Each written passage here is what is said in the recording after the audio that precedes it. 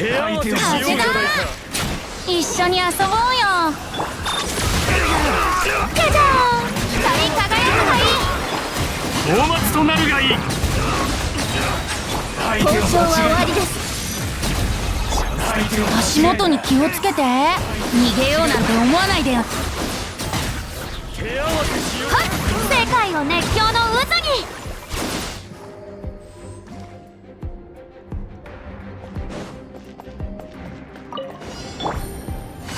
捕まえた。みんながそばに風よ。はっ、どの目が出るかしら。影を打つ。ふっ。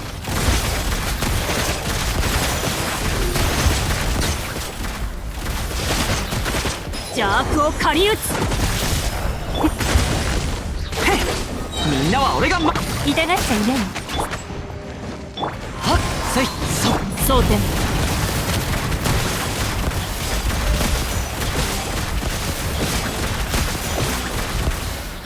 捕まえた。せい、冒険だ冒険。みんながそばに。それ、ふっ。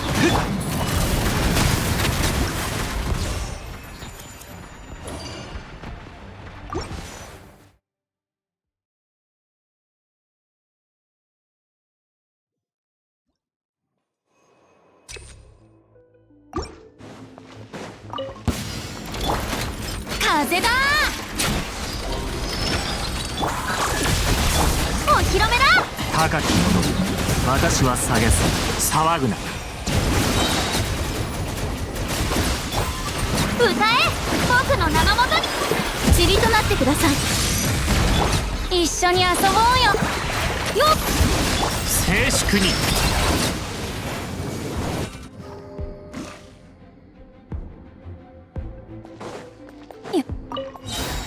痛がっちゃいない。糸よ、工作せよ。風よ、もみちろ。ねっ、へっ。射撃準備。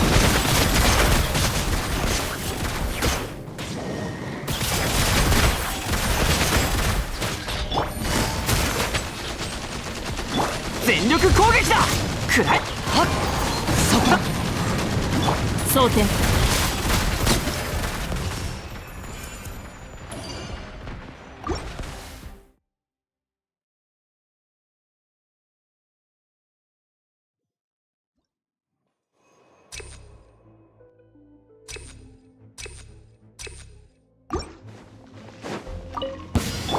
逃げようなんて思わないでよね。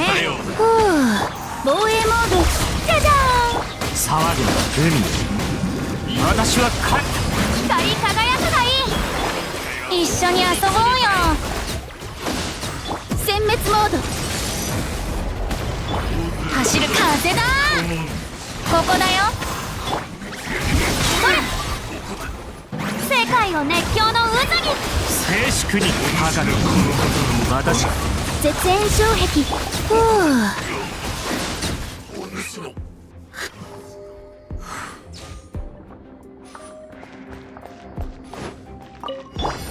かかれ。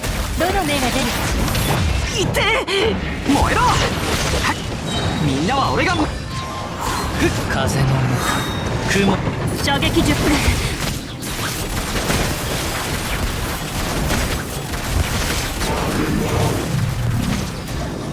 潔白を証明する時だ。終わりね。撤収。捕まえた。みんながそばにいてくれるわ。はっ、雲が仮な。影を打つ。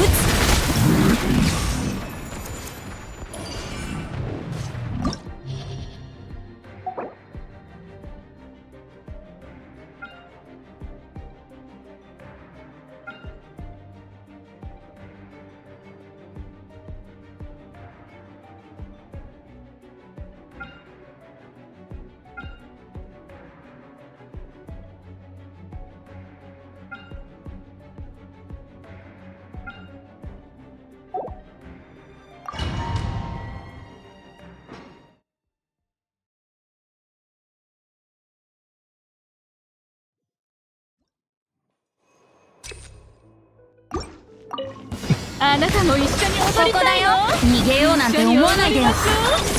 交渉は終わりです。遠く答えよ歌え僕の討伐となるがいい。これからだね騒風だ足元に気をつけて世界を熱狂の渦にお披露目高き者を私は下げす。一緒に踊りましょう。殲滅モード逃げようなんて思わないでよねふうこれから光り輝くがいいほっガジャーレミぶっこん。私は帰ってきた。あなた様のために生贄を用意した。足元に気をつけて風だ防衛モード起動塵となってください黄金の眠りが呼んでいる。かかれ糸よ工作せよ。全力攻撃だ。マイヤもみちばをちら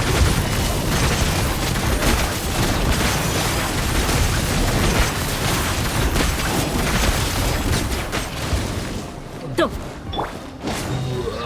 ね痛がっちゃいないよ。風よそこだ。いざせい。みんながそばにいてくれるわ。かかれほっふっ終わりではっはっ射撃準備。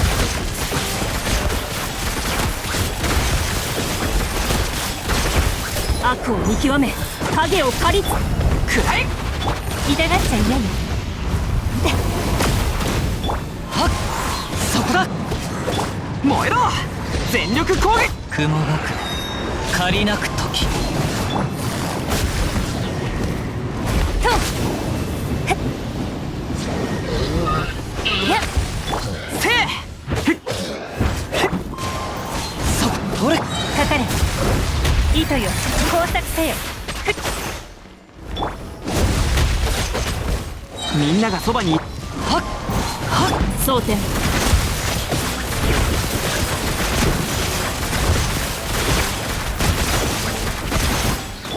燃えろ風の赴くままに。捕まえたとはっ射撃準備。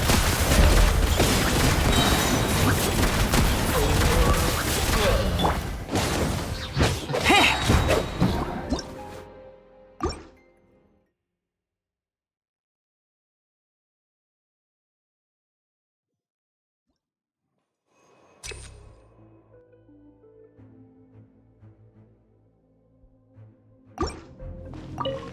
逃げようなんて思わないでよね一緒に掃除対象ロックオン交渉は終わりです歌え僕の名のもとに討伐となるがいい。これから足元に気をつけて風だよっあなた様の眠りが殲滅モード高き者私は下げす。一緒に踊りましょう。世界を熱狂の渦にお披露目逃げようなんて思わないでよねふうこれからここまでだ。討伐となるがいい。足元に気をつけて風だ交渉は終わりです絶縁障壁ガジャーン歌え僕の名のもとに黄金の眠りが呼んでいる。みんなは俺がどの目が出るかしら。マイヤはっ風の歌雲の行くごと。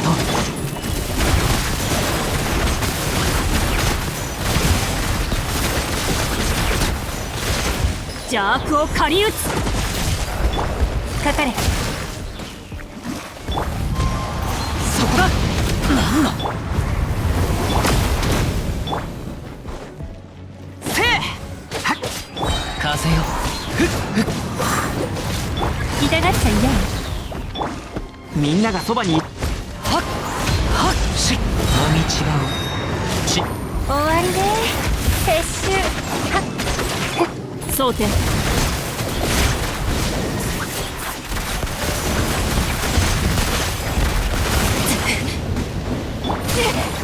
あら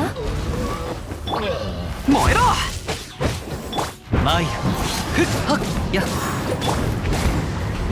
やっほっかかれ。風よよっ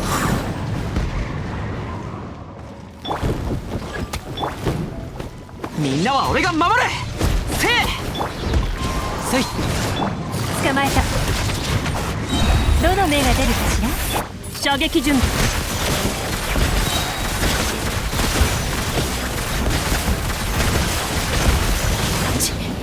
ふっやっはっマイルはっ燃えろへっね全力攻撃雲が仮痛がっちゃい。争点。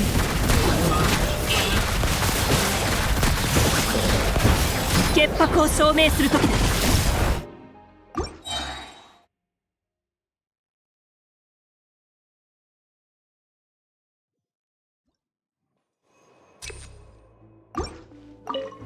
あなたも一緒に踊りたいな。ここだよ。逃げようなんて思わないで。掃除対象ロックオン殲滅モード。いい開脚になる。私は下げず光り輝くがいい。まだまだ少なくとも静粛に足元に気をつけて。風だ絶縁障壁フォークをたたえよ。世界を熱狂の渦に。討伐となるがいいさ一緒に踊りましょう。逃げようなんて思わないでよね。ふう塵となってください。掃除対象光り輝くがいい。あなた様のために生贄を用意し高き私は下げず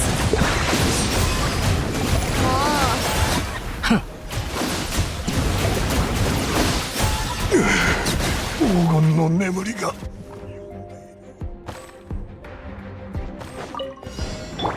かかれ。みんなは俺が守る風の歌くんふっ糸よ工作せよ。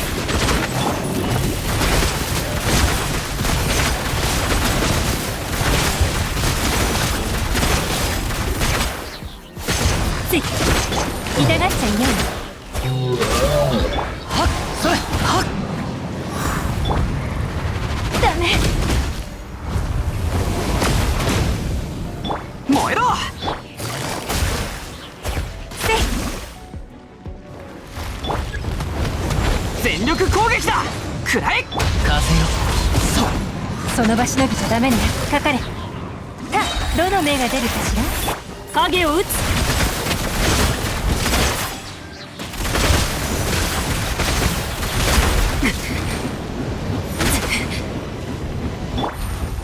捕まえた。燃えろマイルやっほっと雲がく借りなく時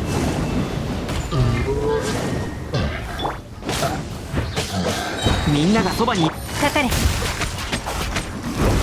うわセイフ争点。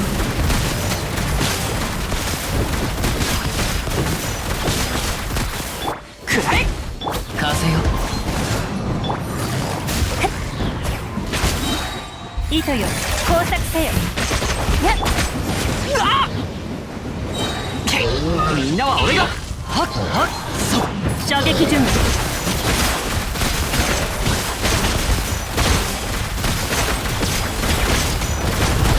悪を見極め影を狩りつ。これマイルはっ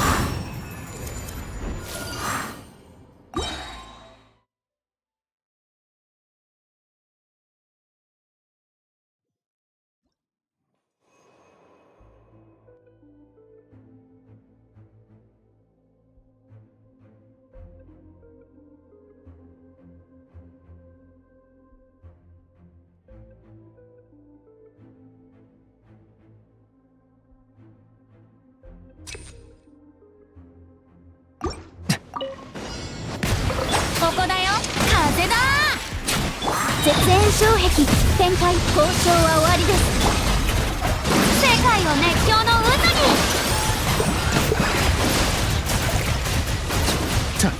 大末となるがいい。お、逃げようなんて思わないでよね。歌え、僕の名のもとに。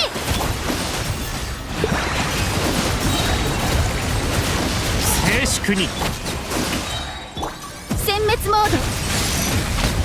ふう、風だ。掃除対象。光り輝くがいい。高き私は下げず騒ぐな。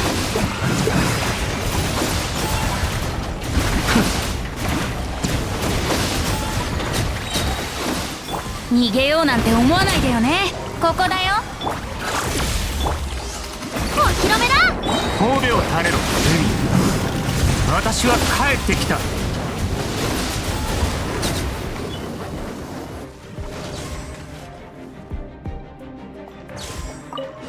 捕まえた。せい。燃えろ。よし、出発だ。かかれ。急がなくてもいいのよ。風よ。痛がっちゃいない。はっ、影を打つ。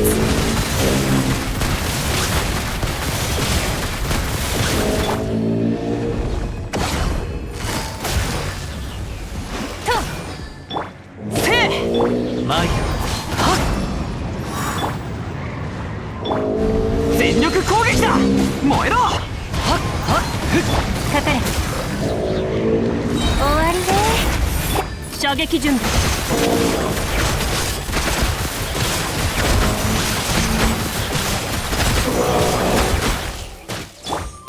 せい。はっ、ほれもみちがちらん。痛がっちゃいない。やっ、くらえ。ふっはっ、みんなは俺が。争点。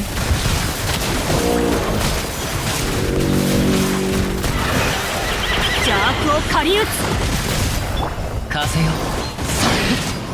いざ燃えろ。かかれ。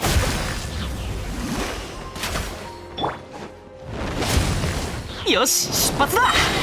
みんながそばに。はっよっ。捕まえた。ふっ、糸よ、工作せよ。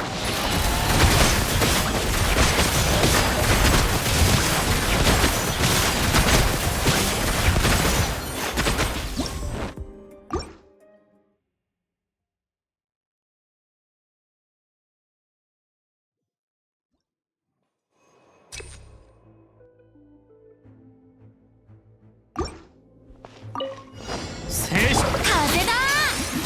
一緒に遊ぼう。絶縁障壁。世界の熱狂の渦に。大末となるがいい。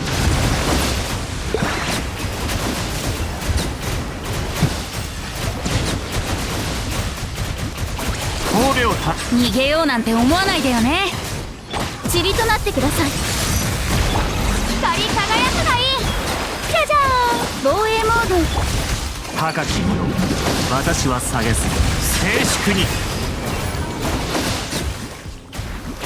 風だ。世界を熱狂の渦に。殲滅モード。掃除対象。お披露目だ。大末となるがいい。騒ぐな。ふん。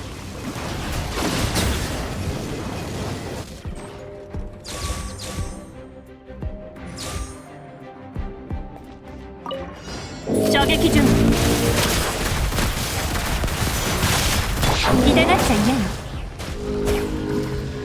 急がなくてもいいのよ。冒険くら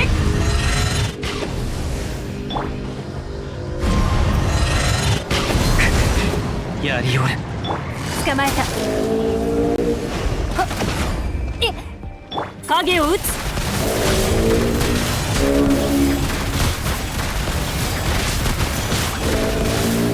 燃えろ。マイヤ。はっ。かかれ。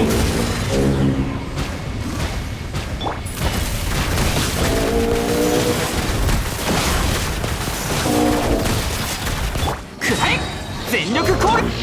風の行く先を捕まえた。どの目が出るかしら。はっ、蒼天。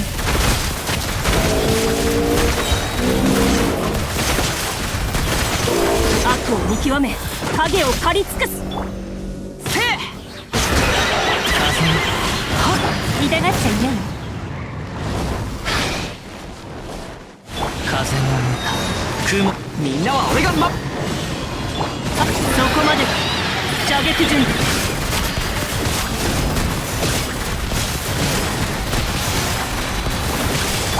捕まえた。燃えろ。風を知れ。せい。みんながそばに。痛がっちゃいない。糸よ、工作せよ。影を打つ。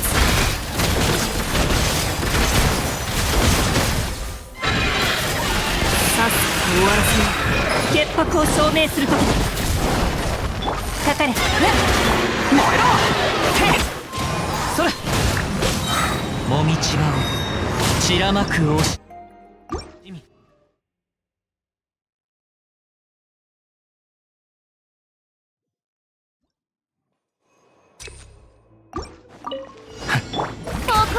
足元に気をつけて。に絶縁障壁。光り輝くがいい。神戸を垂れろ。高き者、私は下げす。風だ。一緒に遊ぼう。塵となってください。掃除対象。世界を熱狂の渦に。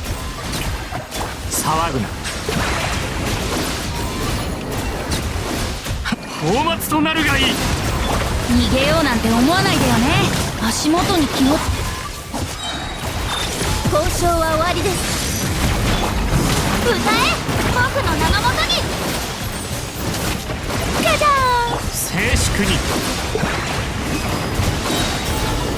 高き者、私は下げす。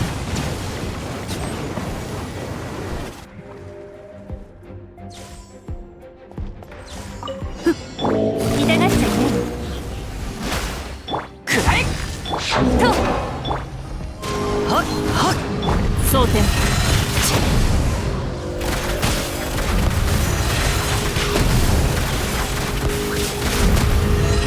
燃えろ。よし。捕まえた。まだはっ。それ。影を打つ。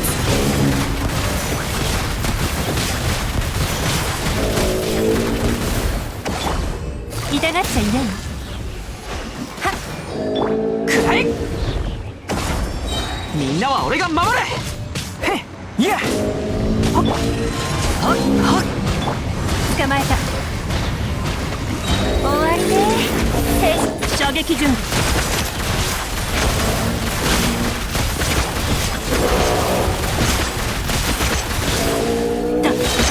邪悪を狩り撃つ。せい。全力攻撃。痛がっちゃいない。やっ。マイ風の歌雲の行くごと。燃えろ。かかれ。みんながそばにいてくれるわ。マイはっ。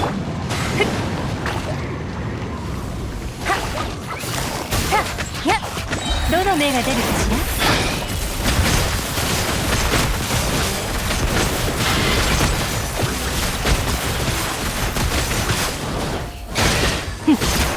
燃えろ。風よ。ほれ。ら。捕まえた。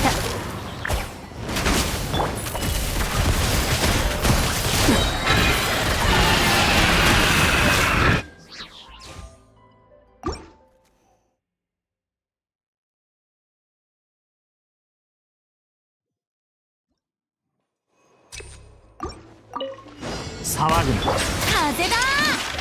一緒に遊ぼう。お披露目だ。世界を熱狂の渦に。塵となってください。放末となるがいい。静粛に。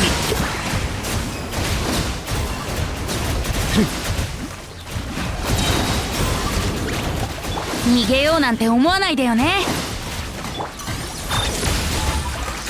歌え、僕の名のもとに。じゃじゃーん。高き者私は下げず神戸を垂れろ。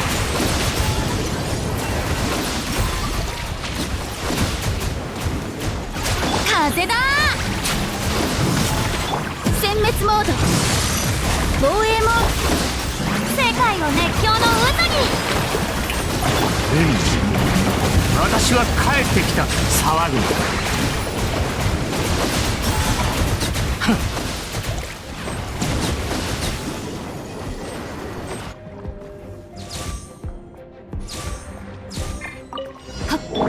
くらえ。痛がっちゃいないの。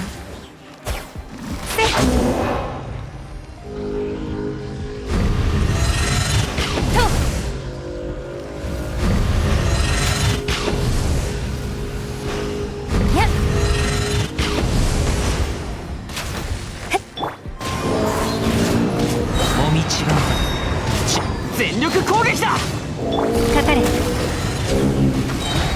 糸よ、工作せよ。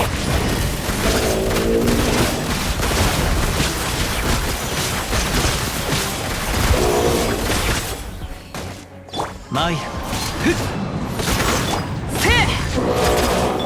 捕まえた。みんなは俺が守る。くらえ。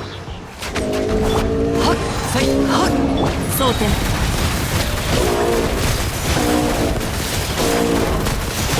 悪を見極め、影を狩り尽くす。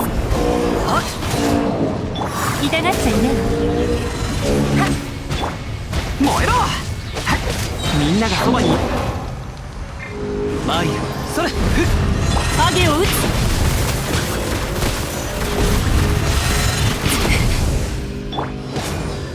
はっせい。捕まえた。くらえ。マイルそこだ。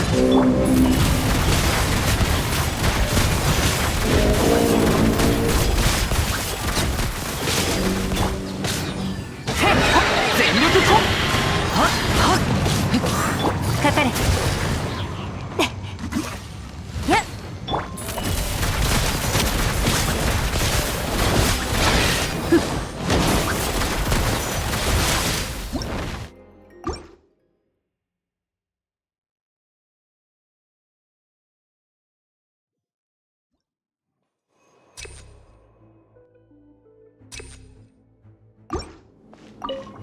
神戸を垂れろ。掃除対象、足元に気をつけて。逃げ歌え、僕の名のもとに。塵となってください。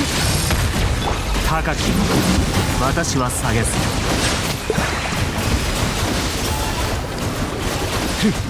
一緒に遊ぼうよ。風だー。絶縁障壁、はっ、光り輝くがいい。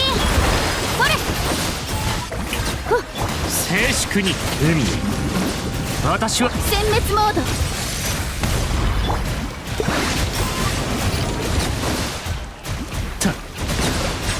逃げようなんて思わないでよね。足元掃除対象、歌え、僕の名のもとに。放末となるがいい。神戸を垂れろ。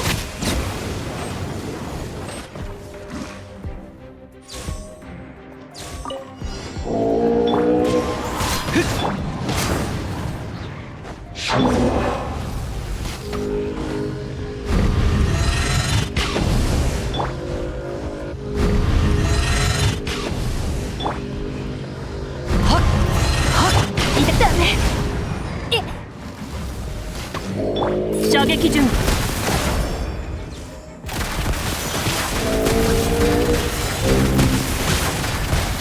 風よふっよ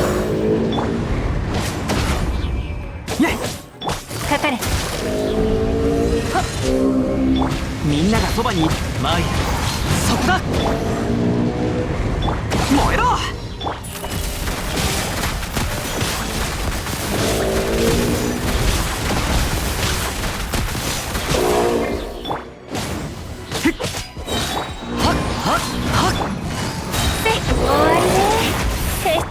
全力攻撃。風の歌、雲の行くごと。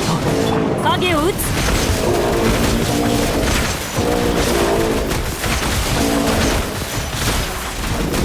潔白を証明する時。せいね。はっ、痛がっちゃいない。みんながそばにいてくれるわ。はっ、それ、そこだ。とたや糸よ、工作せよ。へっ、ふっと雲が仮くらい。へっ、はっ、どうよ、燃えろ風よ。はっ、みんなは俺が守る。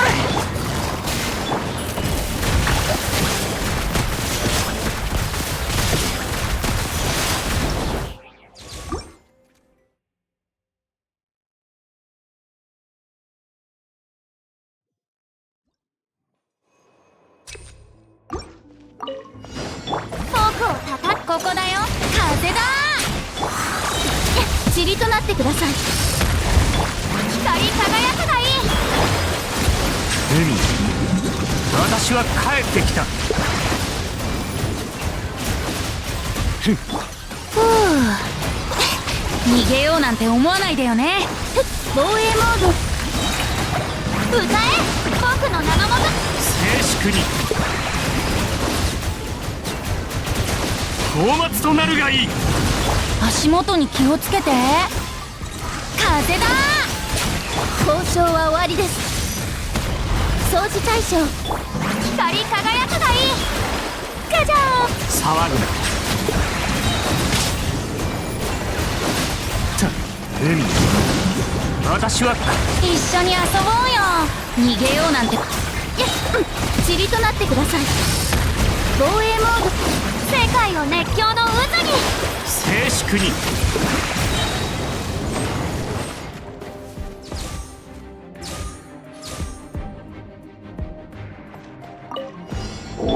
参る。ふっ、くらえ。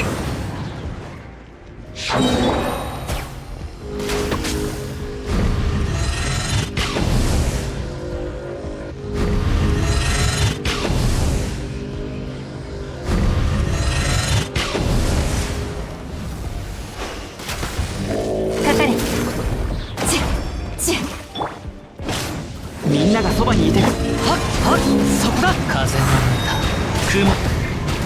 急がなくてもいいのよ。終わりね。射撃準備。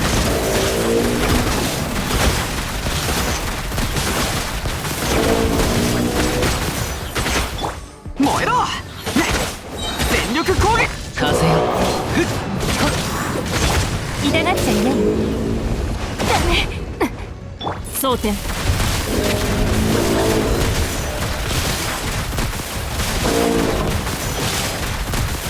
悪を見極め、影を狩り尽くす。せい、はっはっ、捕まえた。と射撃準備。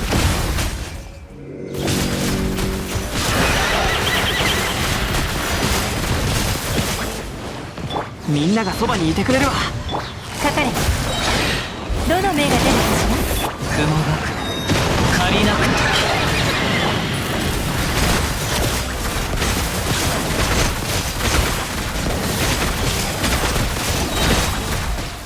邪悪を狩り撃つ。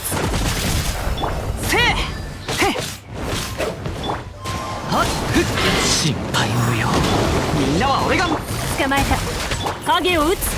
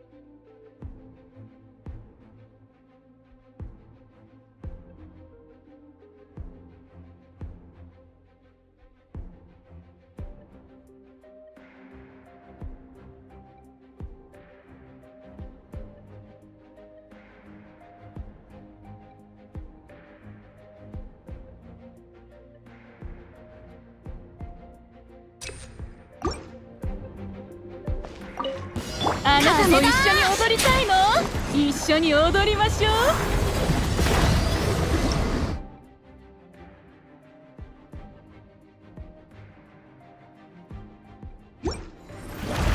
掃除対象歌え、僕の名のもとにフォークを。高き者私は下げず神戸をた交渉は終わりです。あっちゃったあっちゃった逃げようなんて思わないでよね。防衛モード、世界の熱狂の渦にセジャー。海私は帰ってきた静粛に。ふう、風だ。掃除対象ロックオン、塵となってください。光り輝くがいい。お披露目だ。高き者私は下げず騒ぐな。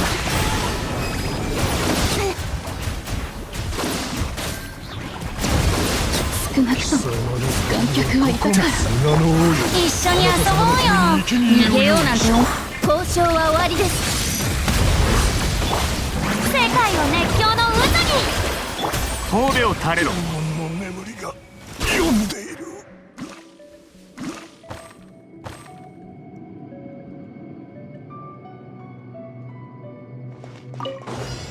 手加減なしよ。みんながそばにいて。悪用の力を思い知りなさい。この天下で裁く。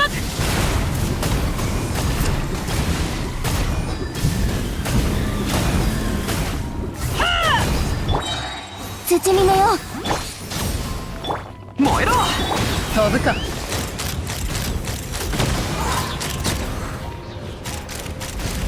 ロックオン、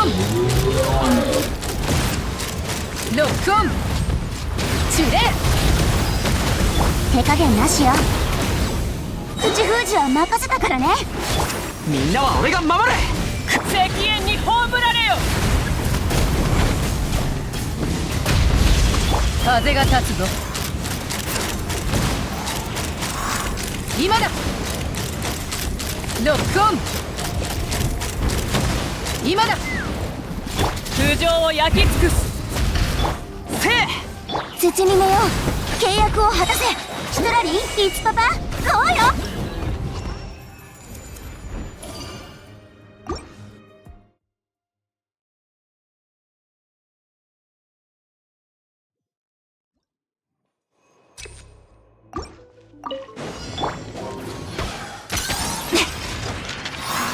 防衛モード、フォークをたたえ。私は帰ってきた騒ぐな。風だ。足元に気をつけて。よっ、掃除対象光り輝くがいい。高き者私は下げず逃げようなんて思わないでよね。ふう、殲滅モード、防衛モード、世界を熱狂の渦に。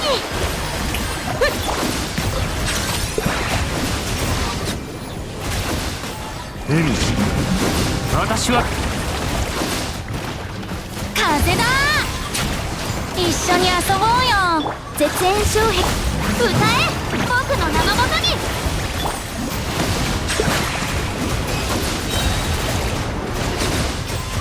高き者私は下げずここだよ。防衛モード、お披露目だ。騒ぐな。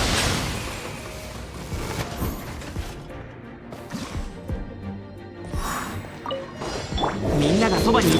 烈日よ、私にし。さあ、撃て、撃て。ロックオン、撃て。今だ。ジェンダム発射。全力攻撃。手加減なしよ。悪用の力を思い知りなさい。とこの天下で裁く。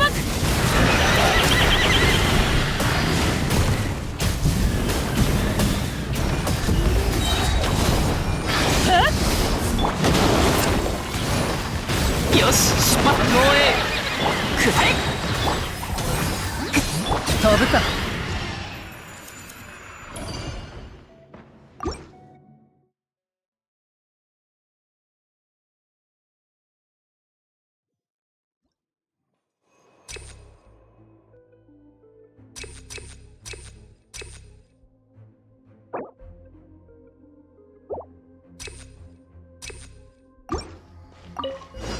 神戸をた掃除対象。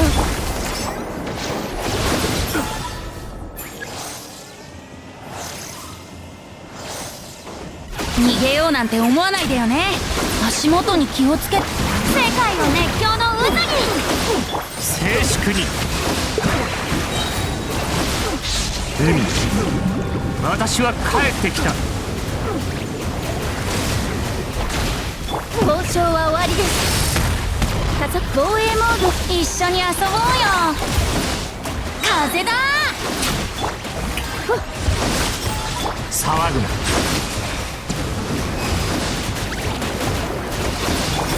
光り輝くがいい。掃除対象。高き私は下げず。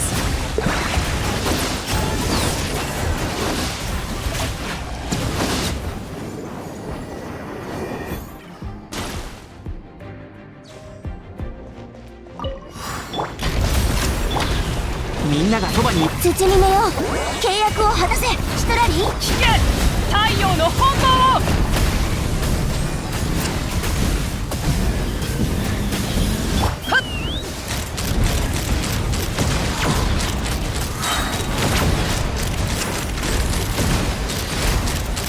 今だ。烈日よ私に従え。加速するぞ。せい。悪用の力を思い知りなさい。へっみんなは俺が。石煙に葬られよ。風が立つぞ。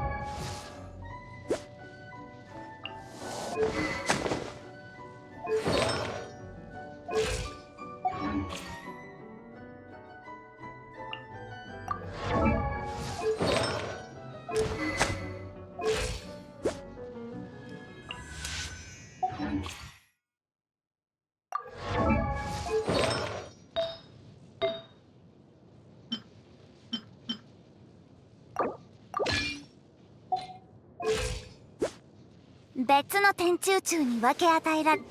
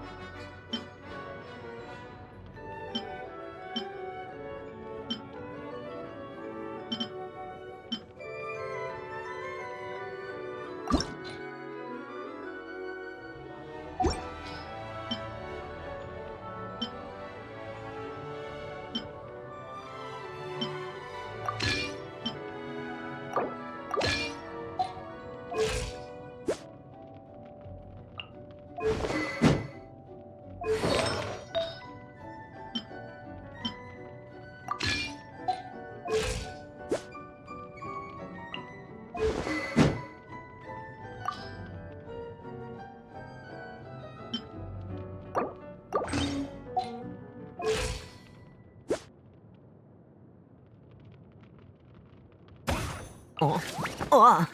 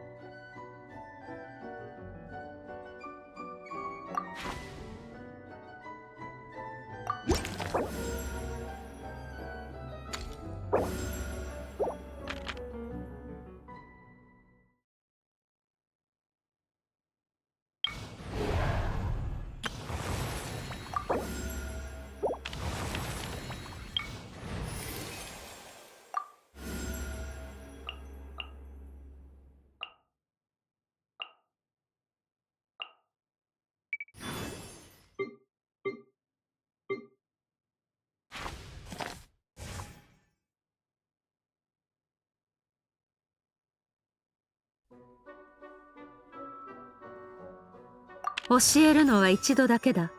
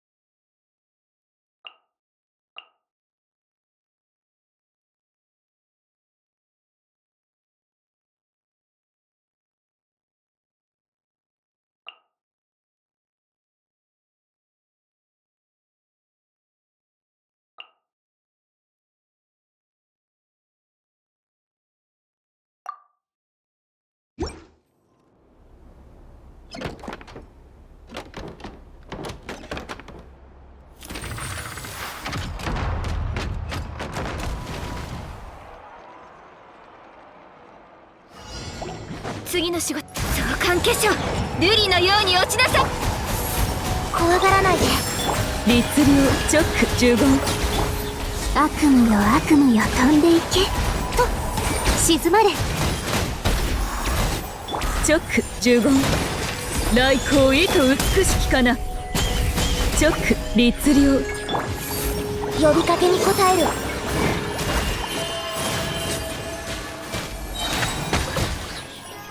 風雪の縮図。チョック律令15。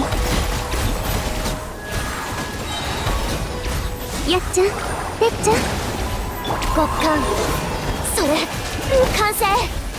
チョック15。部内者禁止。この仕事は排除するべきですね。怖がらないで。邪魔しないで。律令チョック。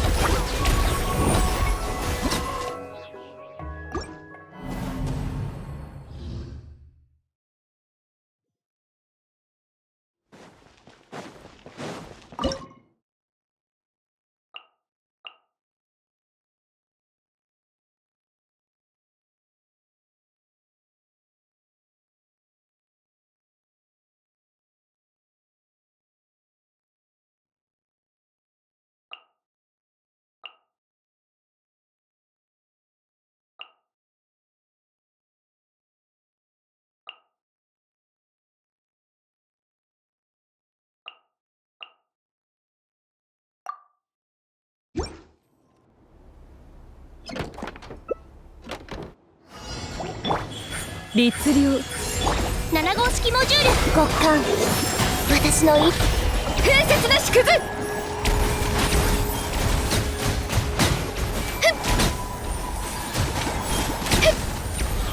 15。律令。怖がらないで。安全距離確認。この仕事は排除するべきですね。お触り禁止。呼びかけに応える星たちよ。星の15。律令15。振動の権限。チョック6308式ユニット。相関消し無双の風シミュレート。怖がらないで。いや完成。風雪の縮図。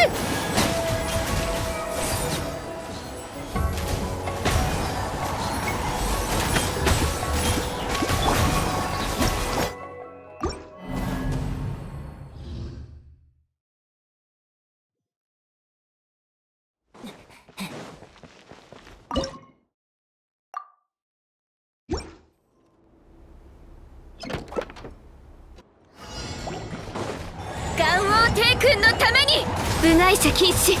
極寒私の意のままに。7号式モジュール吸引テスト開始。具現化せよ。律令有限なる来店。15。チョック律令。呼びかけに応える6308式ユニット。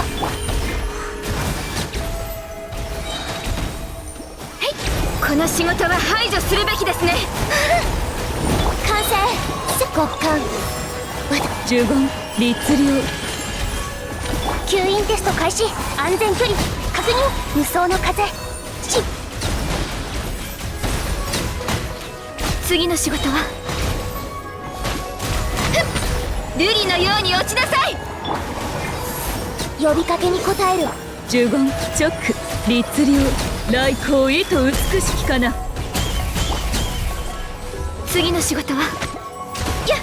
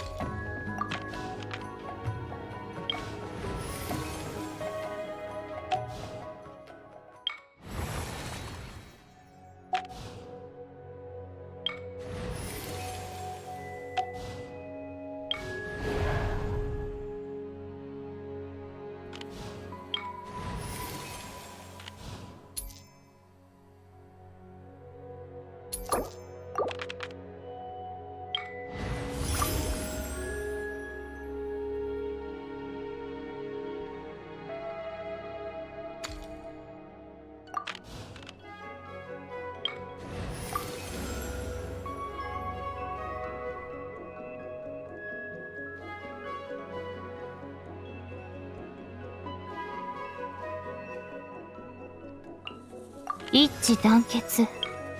我には理解できない。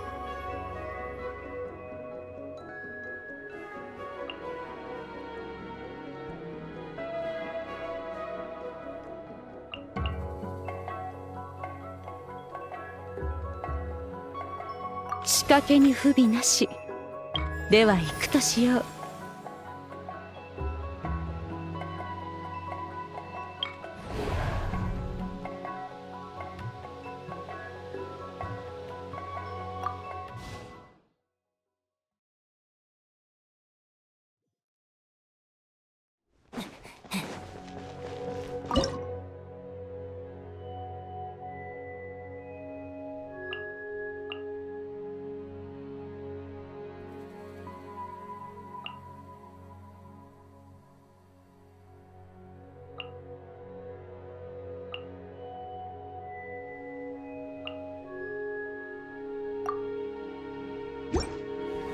すぐ終わ足元角は強がらないで。もみちが夢療法。春風の夢。バクと覚めて。せいそこ極寒。私の意のまま。渚の凛。嫌い。風の行く先を風の雲。悪夢の悪夢よ飛んでいけ。せい。呼びかけに応える星たちよ。邪魔し。しっかり立ってな。邪魔をするな。風を知れ。顔が曇ってるぞ。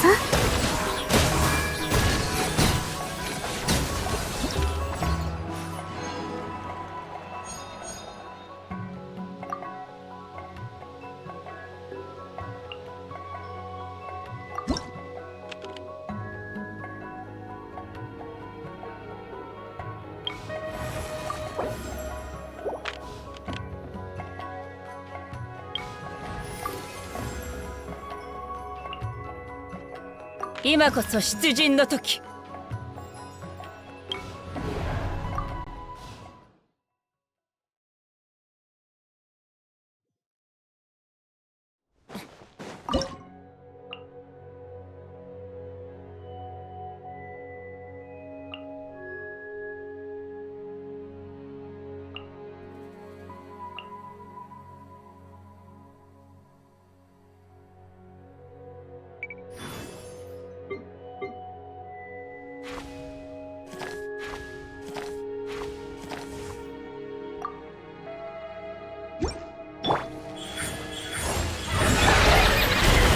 夢療法。見切りました。稲光すなわち永遠なり。ふっふっはっせっふっ有限なるライト。呪言律令呪言。影のカラスが言う。ゆっちゃん、てっちゃん、無我の境地。てったてっせっ。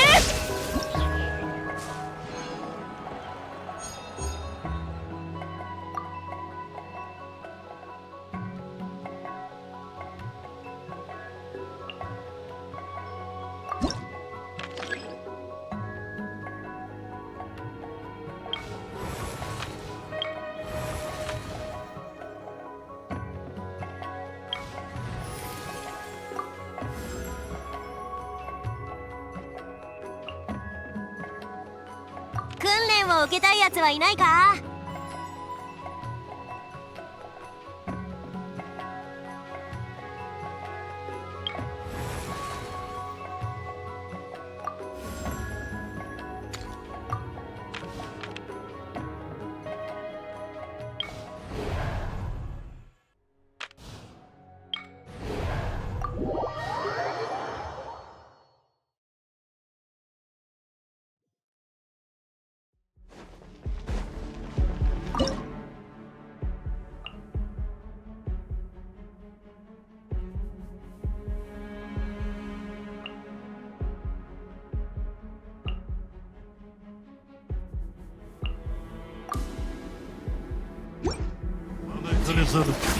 この仕事は排除するべきです。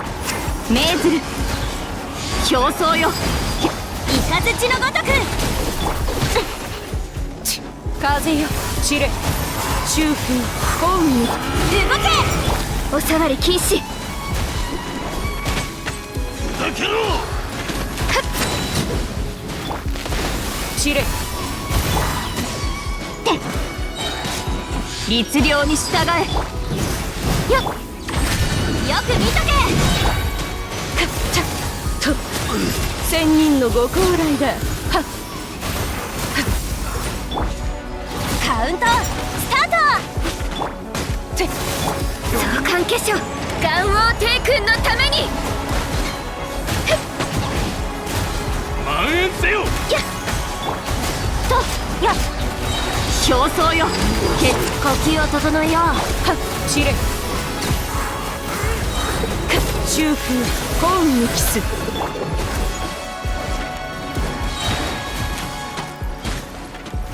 風雪の祝福。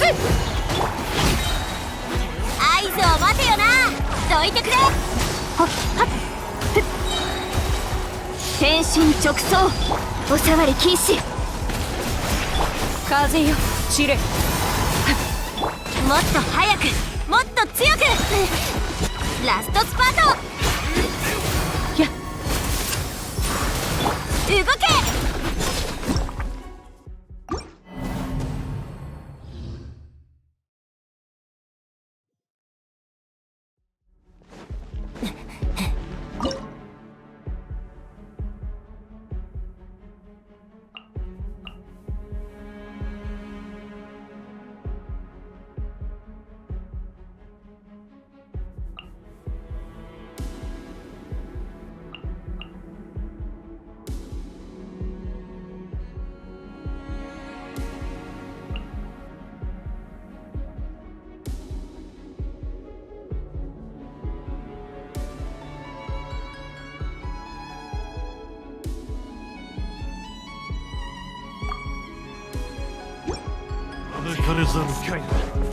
風の行く先をもみちは手をつなぎましょう。知識をあなたに。イカズチのごとく合図を待つ。役払いマイはっおとなしくしな。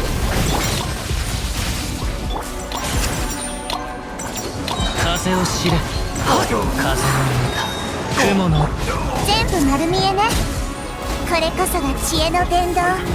渚の凛邪魔をするな。動け。呼吸を整えよう。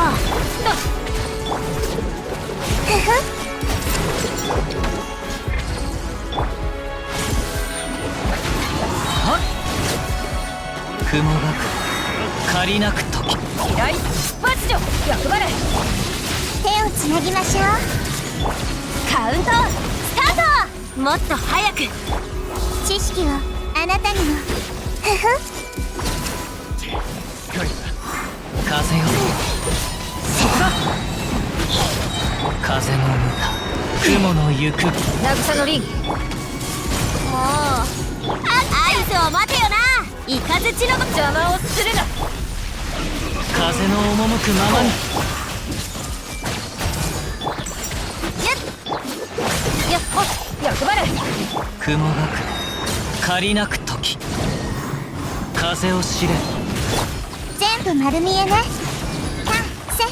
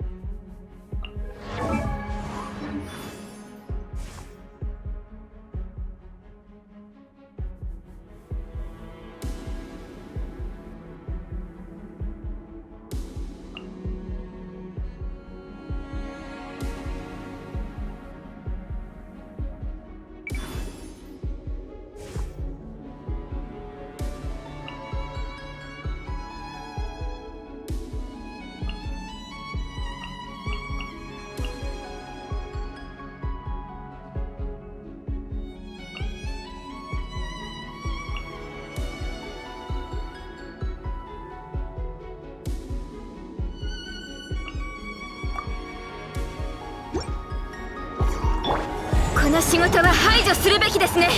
そうか。手をつなぎましょう。私のお家にいらっ超拡散形態吸引テスト開始。安全距離確認。6308夜の権限。お触り禁止。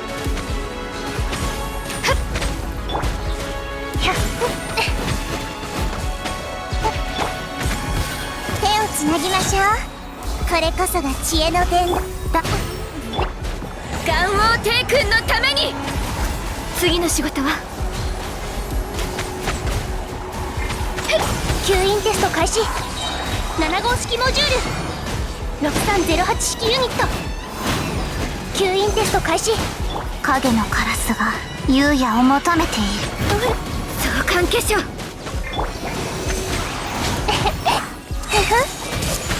知識をあなたにも。風雪の縮図。おさ姿を見せ。手をつなぎましょう。安全距離確認。6308式ユニット。無双の風黒き翼よ昼夜を切り裂く。相関化粧。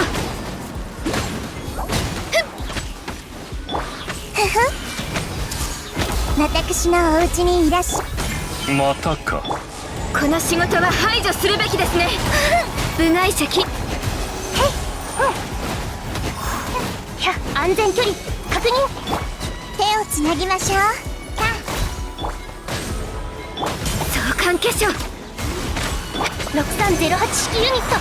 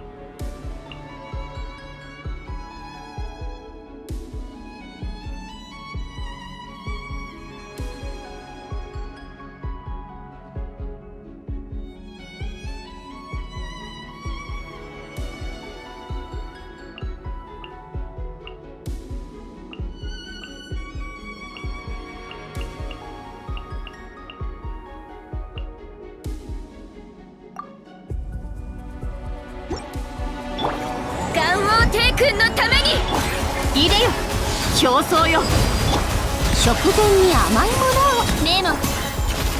万象よ巡れ魂よはっやっお触り禁止やっへっやっ律令に従え入れよこの仕事は排除するべきですねガンのように羽ばたけ。低温調烈風星々よ静かに眠れ部外者禁止天身直送目も舌も満足させてあげる。お触り禁止瑠璃のように落ちなさいはっ力よはっはっふっし部外者禁止命ずる表層よ食前に甘いものを。最高。はっはっこの手にはっふんはっしお触り禁止この仕事は排除する入れよ天身直送低温調理。ガンのように。滅力よふんはっはっ元王帝君のために命ずる競争よ決し食前に甘いものを。目も舌も。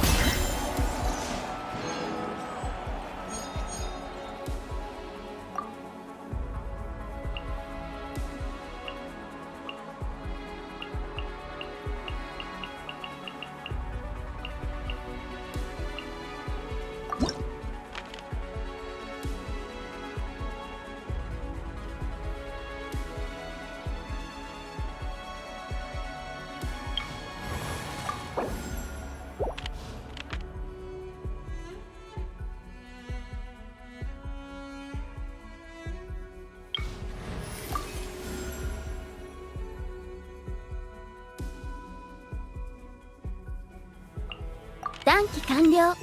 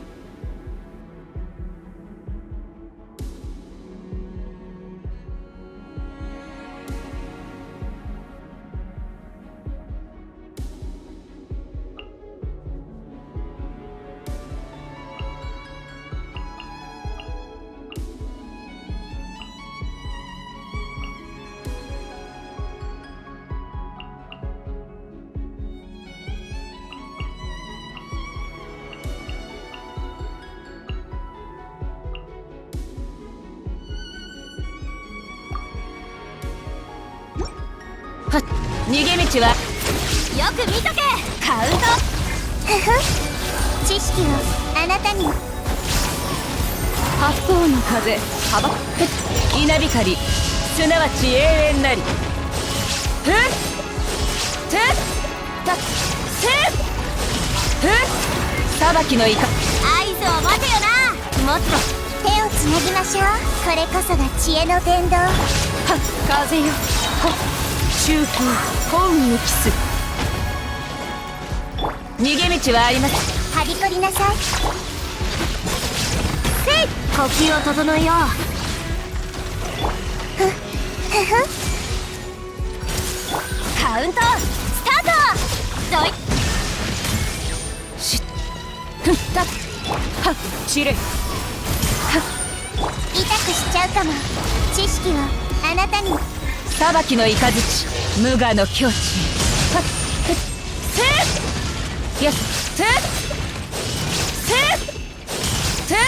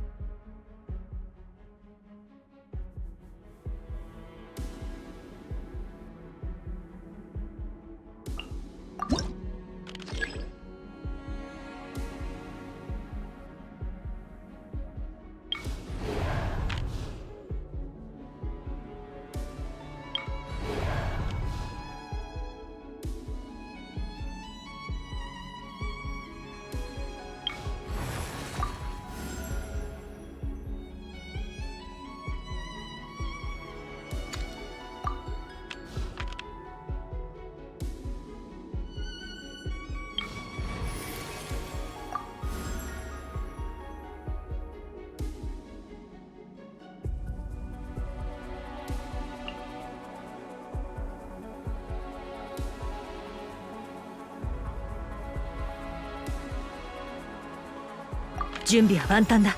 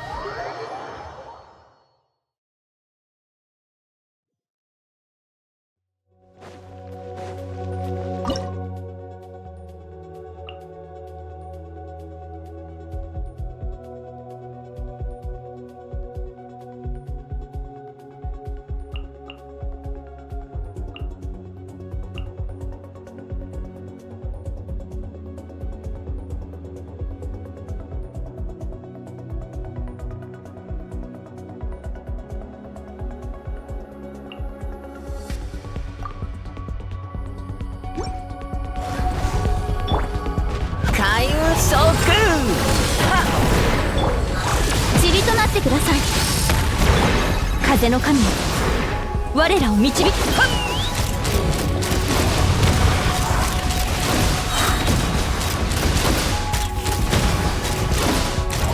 ックオン。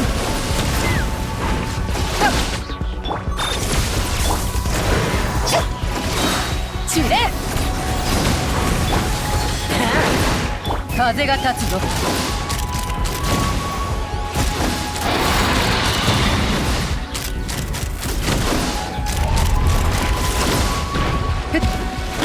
剣に誓う。絶縁障壁展開。交渉は終わりです。撃て。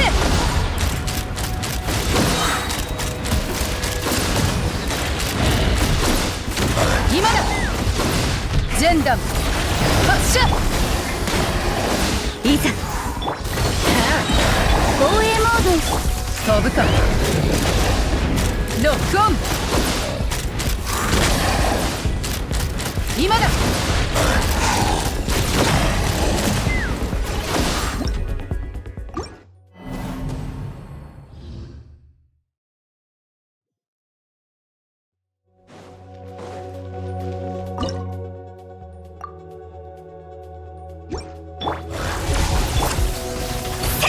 風の神よ、なんかごめんな。はっ。撃て。ロックオン。ロックオン。消え失せろ。塵となってください。絶縁障壁。いざ勝負。風よ、天才出番だ。風が立つぞ。進め。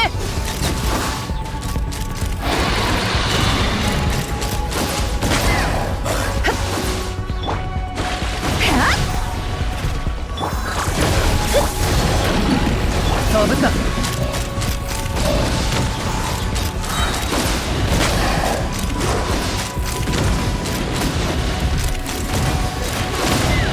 チュレ。風の神よ、我らを導きたま。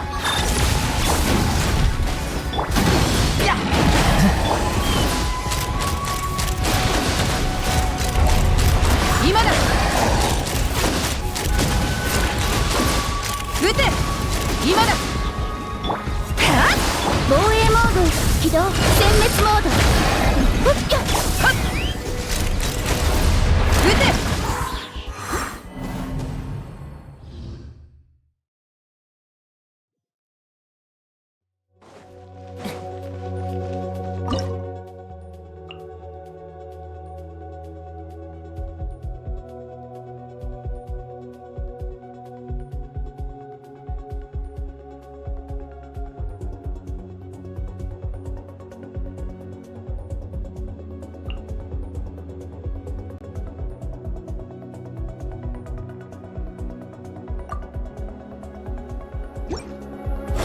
絶縁障壁展開断罪の名にファイチ倍水ジェーム消え失せろ風が立つぞ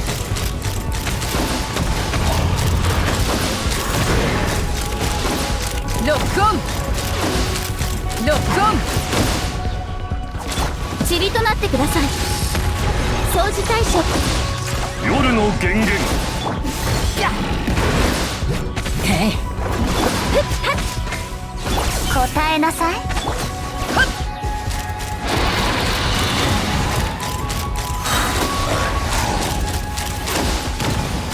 ロックオンチレ姿を見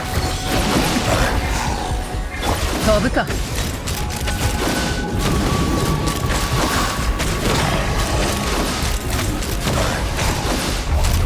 ロックオン影のカラスが言う交渉は終わりです絶縁障壁ひゃっまたか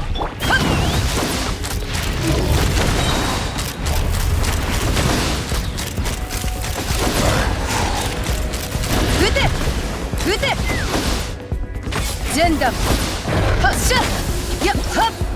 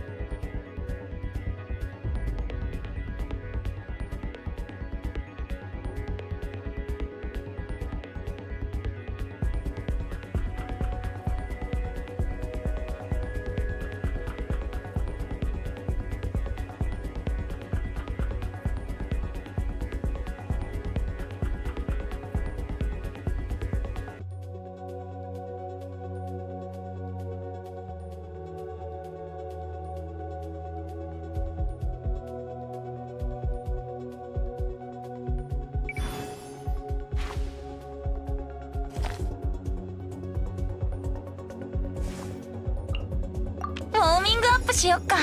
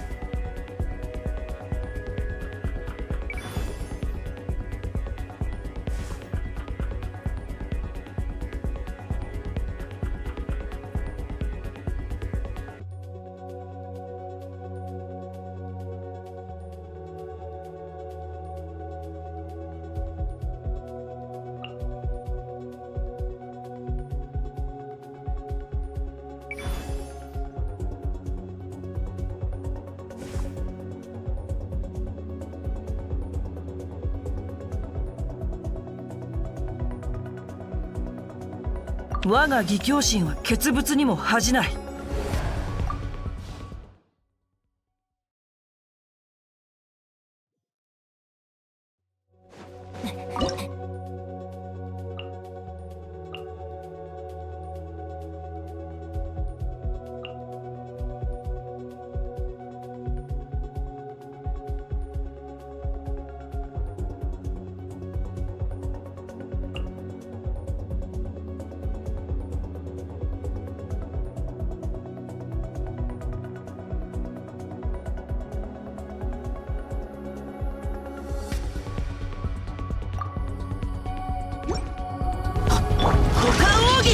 雨描きがたし。やっ入れよ。はっ律令に従え。剣に誓う。せや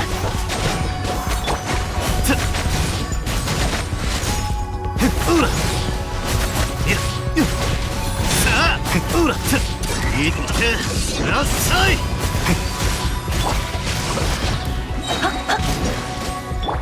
いざ勝負。命ずるか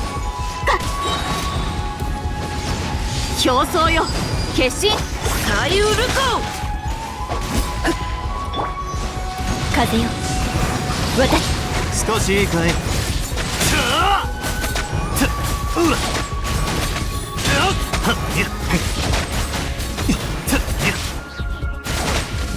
それはっやっ入れよ。はあ、さい歌よ錦となれ。この剣はわかるかい。寒いから気をつけろよ。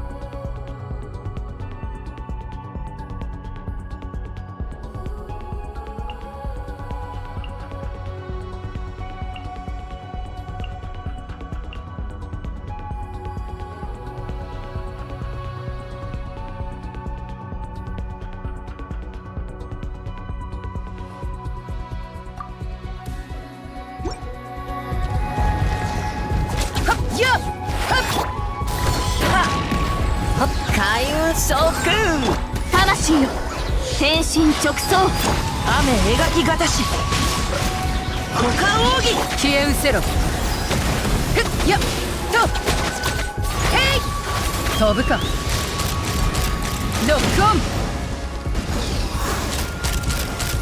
撃てロックオンやっ命ずる歌よ錦となれこの剣はわかるかいと競争よ決しやっふん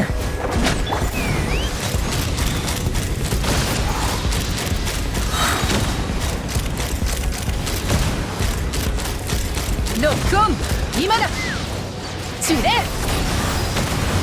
形左右ルコー雨描きがたし魂よてはっひゃ現在出番だやっふっほっふん大当たりだぜ歌よ錦となれ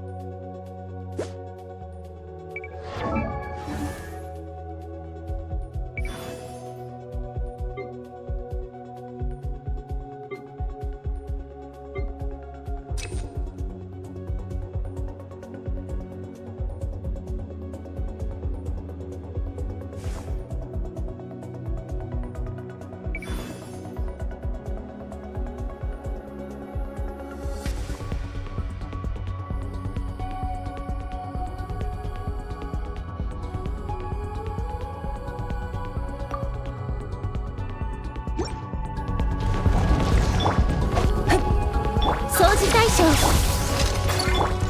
間奥義この剣はわかるかいジェンダン発射はっ今だロックオン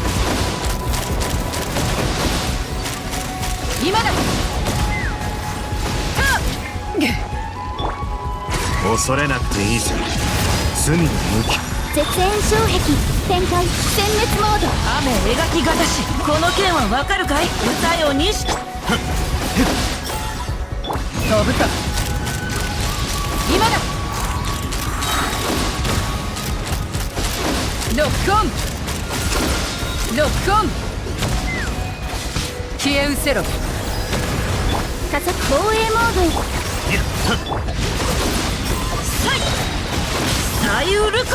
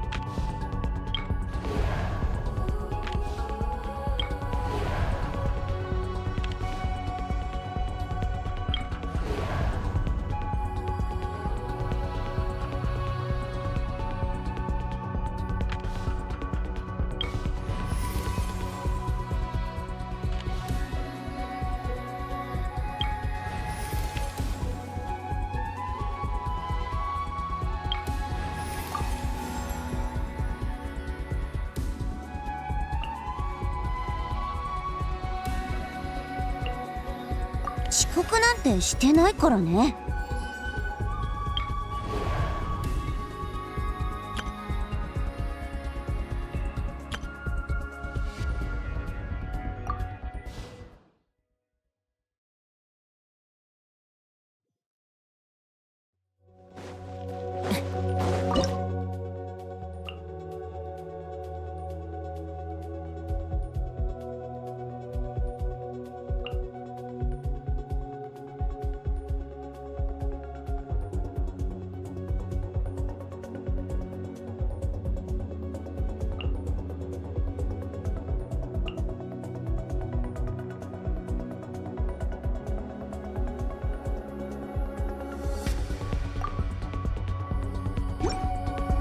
命を捨てに来た。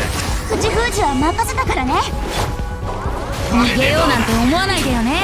股間奥義雨描きがたしさい神戸を垂れろ。海、私は帰ってきた。さあ働きなさい。シトラリン、リッツパパ。風だサイウルコこの件はわかるかい。騒ぐな。高き者が私は下げする。絶妙よ。契約を果たせ。口封じは逃げようなんて思わないでよね。股間奥義雨描きがたしこの件はわかるかい。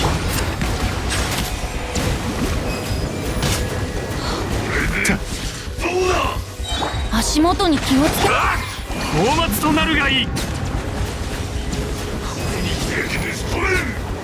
ふん。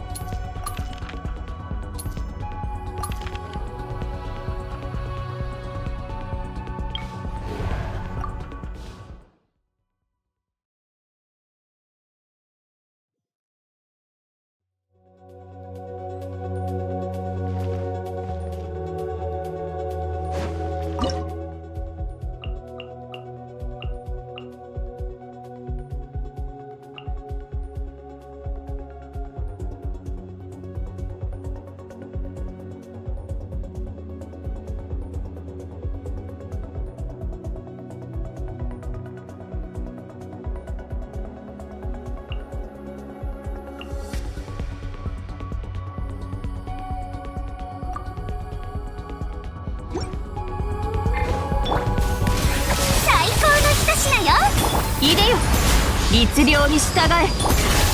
宴会に沈む人物。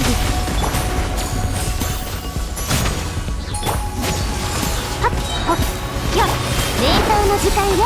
何のように羽ばたけ。はっほって天心直送かよっ、翼よ、聖なる来光。人物。星々よ、静かに眠れ。低温調理、最高の一品よ。ほっ散れ。やっ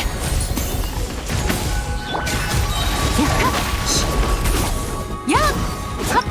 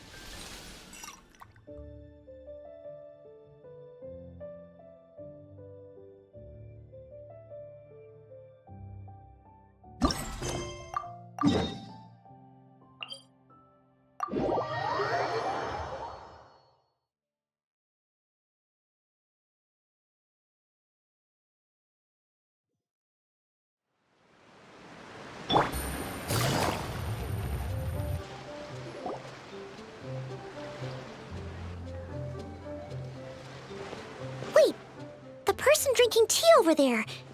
Isn't that Yerlon? Ooh, looks like she's having some kind of tea party with friends. We're just in time. Aren't we gonna go say hi?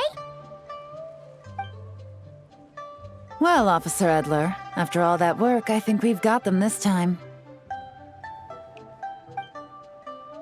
Might take a few days to wrap up things in the field. In the meantime, I think you've earned yourself a break. Much appreciated, Miss Yelan.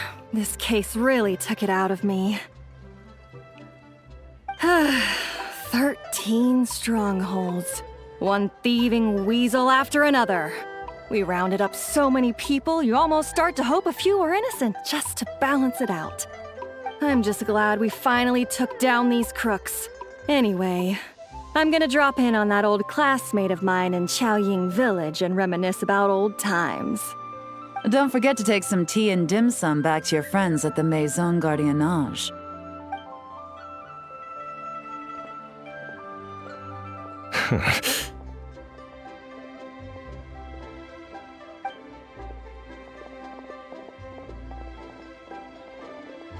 Oh, looks like Yelan's friend left. Paimon kinda wanted to meet her.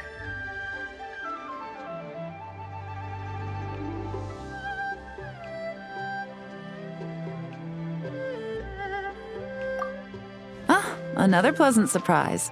Traveler, Paimon, take a seat. Excuse me, a pot of your finest Yunlai white tea if you would, and 2 more place settings. Now, judging by that expression, I assume you came over to ask about the 2 spies that were just watching us. Ah! Spies? What spies? There were spies around here just now?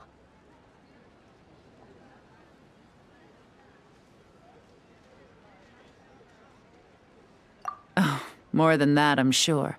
I bet they already sent someone to tail Officer Edler. Anything to foil our operation. Oh, so you're tracking down some criminals? They've got some nerve spying on you like that. Pretty bold if you ask Paimon. Well, those tend to be the kinds of cases that cross my desk. If I could leave it to someone else, I would. I could have been on vacation right now.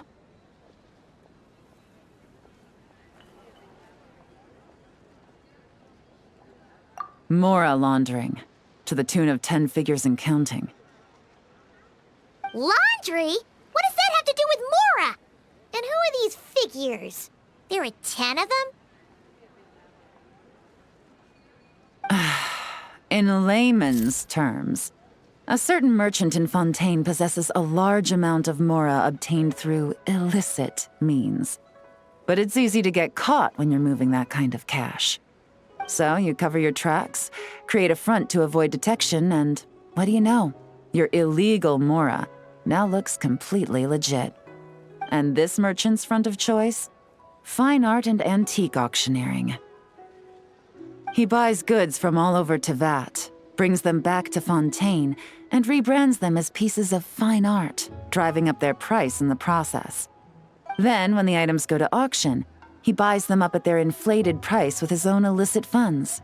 And through this exchange, the proceeds he receives in return are clean. This process allows him to legitimize his illicit wealth. He even launders Mora for other criminals as well, a business which earned him the title the Dark Financier.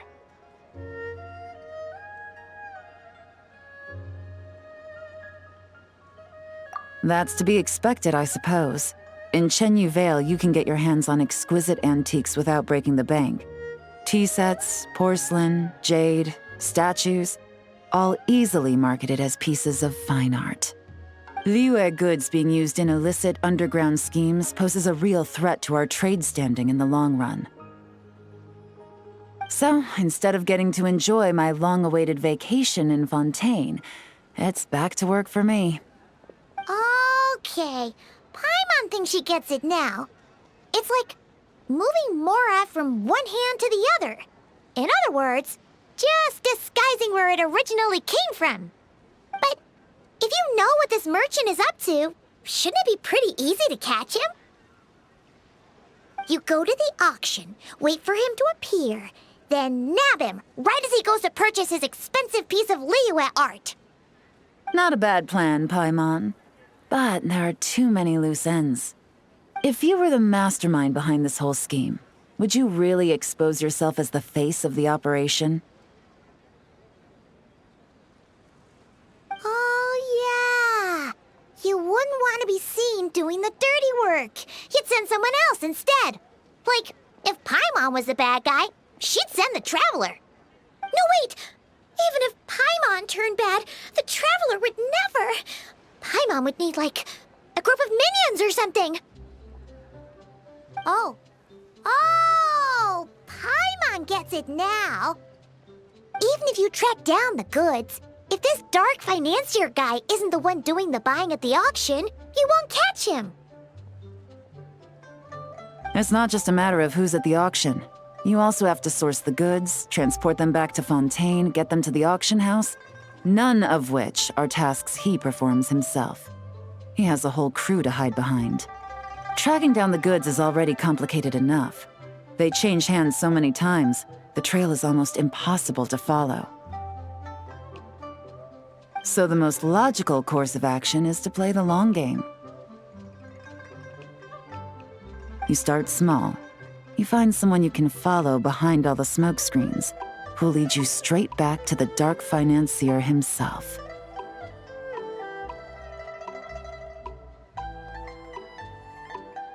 Wait! So you were just pretending? And to think, Paimon thought all that stuff about wrapping up the case and taking a break was actually true! Right you are, Traveler. Working with the Millilith and Officer Edler, we managed to launch attacks on all of the Dark Financier's strongholds, which allowed us to nab most of his crew. Those spies just now were his most important agents, the two people he trusts to have direct contact with him. The first is Corday, a senior member of the Fontaine Antique Association, in charge of auctioning off the goods. And the other is Dodamani, a ship owner from Sumeru and longtime cargo transporter. They're under pressure to salvage the situation, so we let them slip through the cracks on purpose.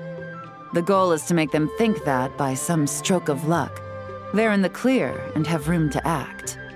They think keeping tabs on Officer Edler will allow them to operate under her radar and get whatever remains of their goods out of Liyue. But little do they know, while their attention's fixed on her, I'll be secretly gathering the intel that's gonna bring them crashing down. So, interested in coming along for the ride? I'm curious how you take to this line of work. Could be some potential there.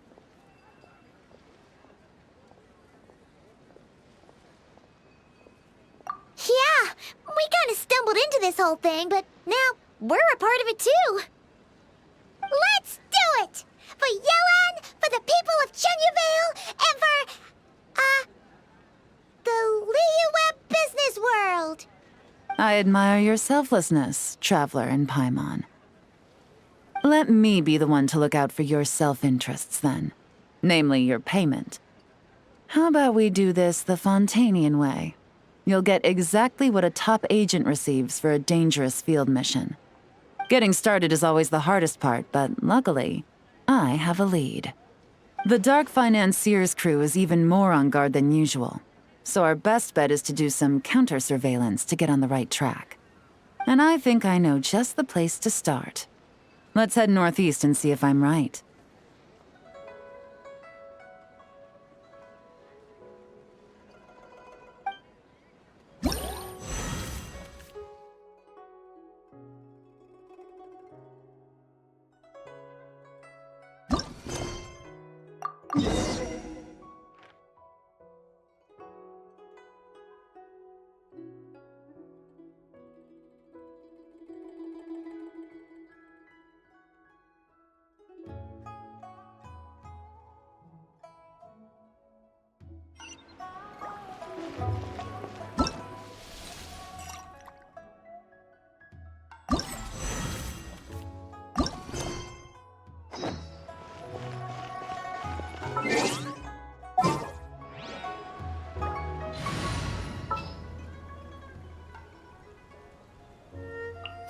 One is fast on one's feet.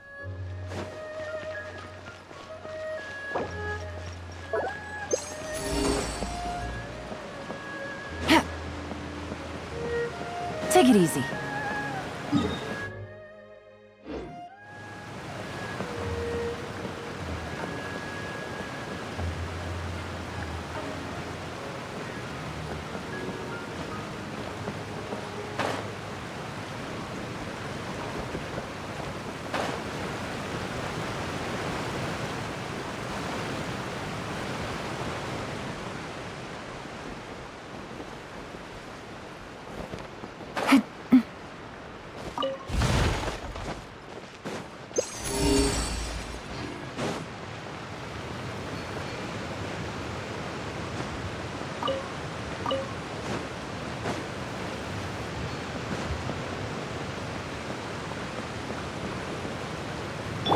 Yeah!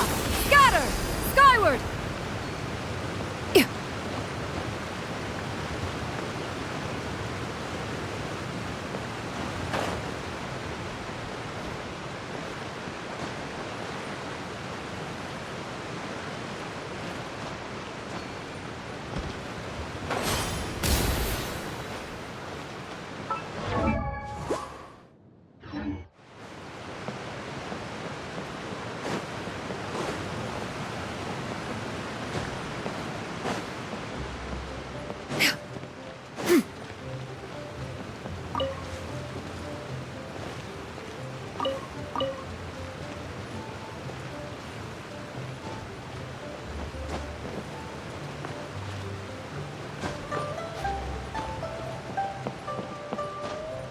Yeah! Scatter! Skyward!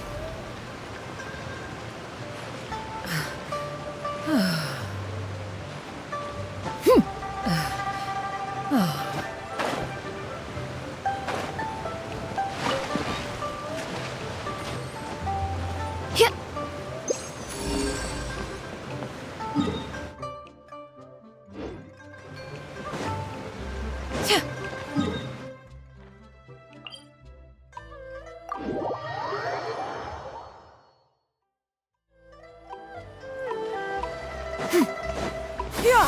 Scatter! Skyward!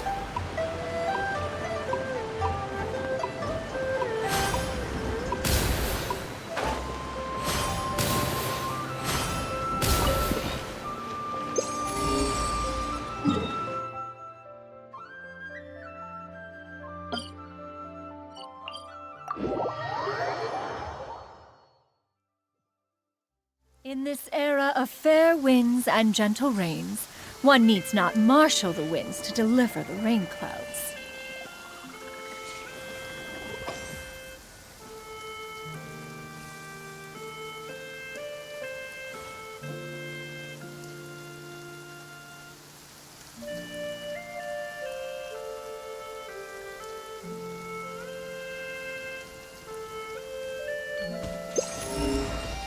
Yeah! Scatter!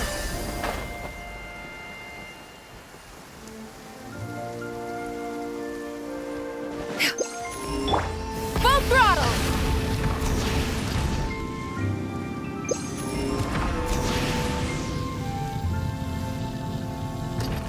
Yeah!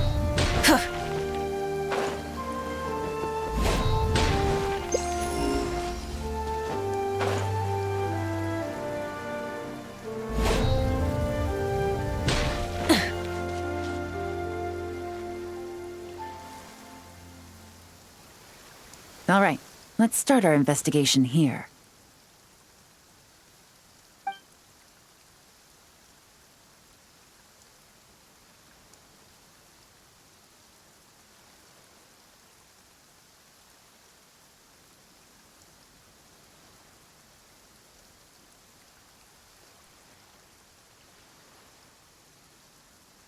So, we can all agree this is just a normal stretch of wilderness, right? Paimon doesn't see any bad guys to nab around here.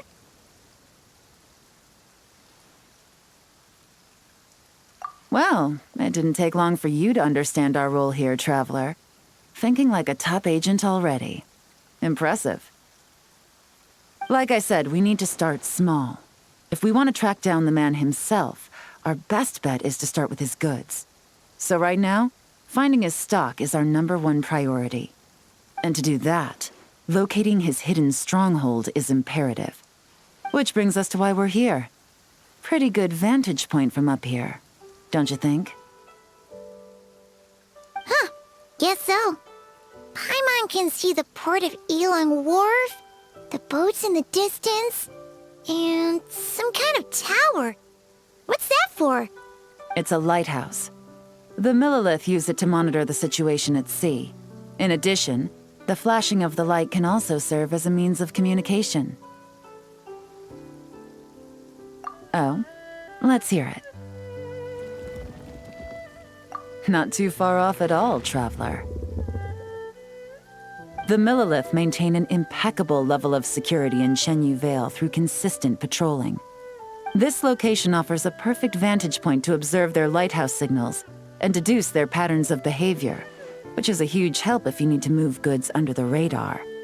So we should be able to find traces of the Dark Financier's scouts in this area.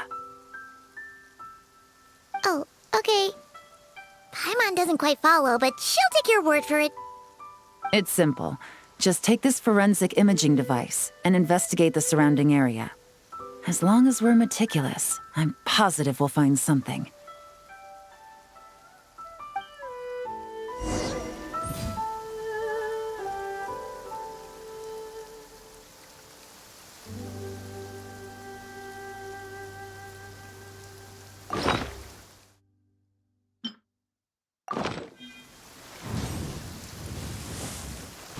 Well, all set?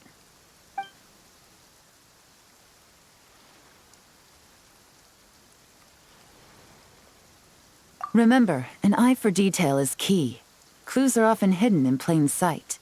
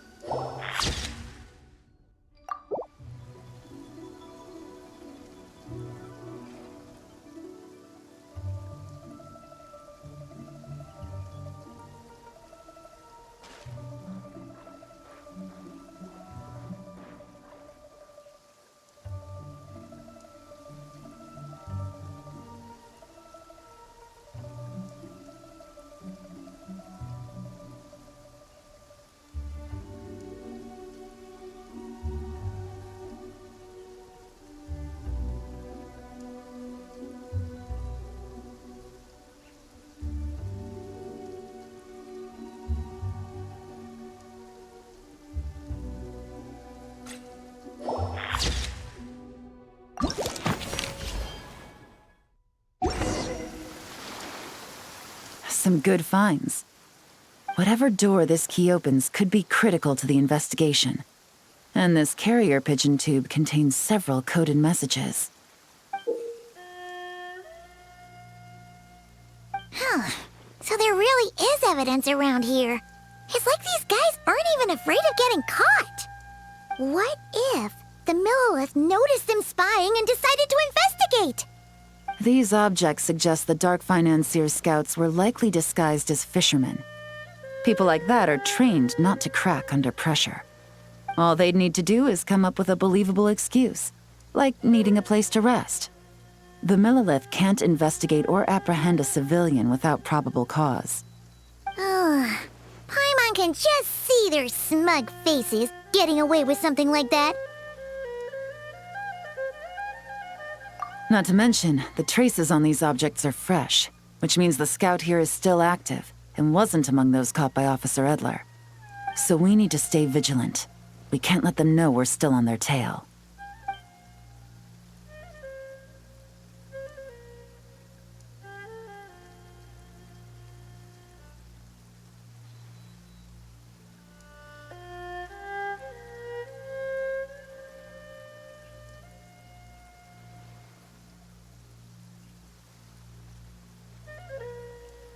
had a hunch this area was being used as a lookout, and I was right. But that still leaves the question of where the goods are hidden. Any ideas?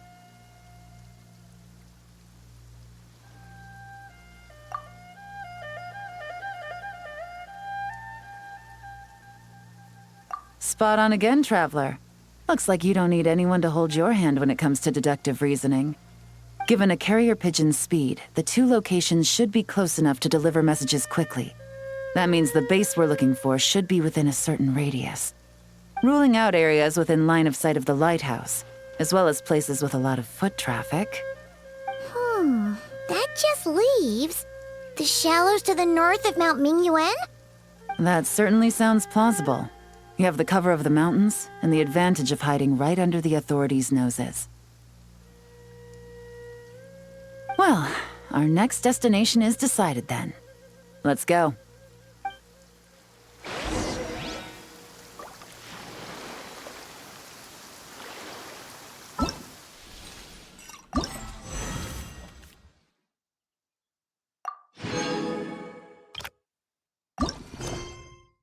Many insects have a compulsion to follow the light, and humans are the same. Except we call that light hope.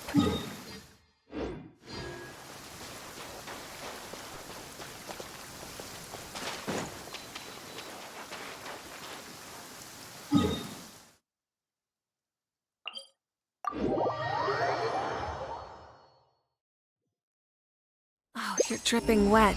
That must be uncomfortable. Yeah! Scatter! Skyward!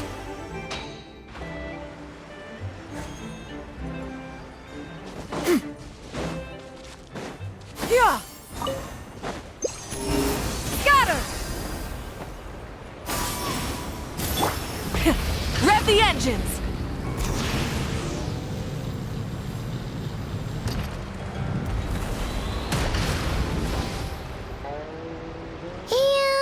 Nothing out of the ordinary here, either. That's right. No detail is too small to investigate. I believe in you.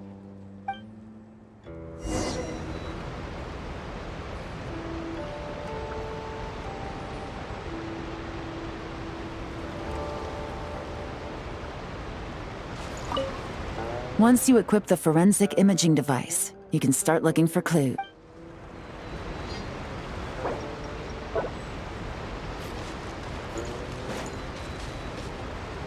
The evidence could be even... All right.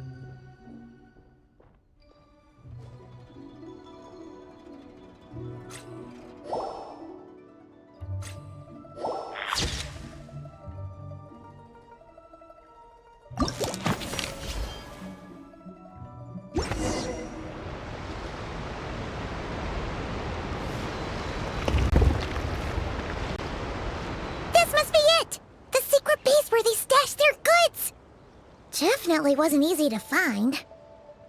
Well, well. Looks like you tracked it down in no time at all. I see your potential as a solo field agent, Traveler. Now, time to test out the key we found earlier. Let's see what surprises could be in store. This isn't their home turf, so I doubt they had time to set more traps. Should make our lives easier. I'll take it from here. The last thing we want is to leave traces behind in there. Caution is the name of the game. You two keep a lookout. Make sure no one barges in while I'm in there. You got it! This is a first for us, but the Traveler can do anything. He's got your back!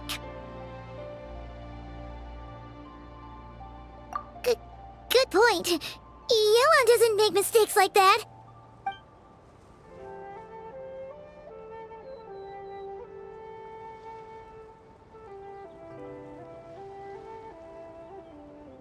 All right, that's done. I've noted the features of all the porcelain items, vases, and teas stored here. We need to keep a lookout for these features at the auction and pinpoint the person attempting to purchase the corresponding goods.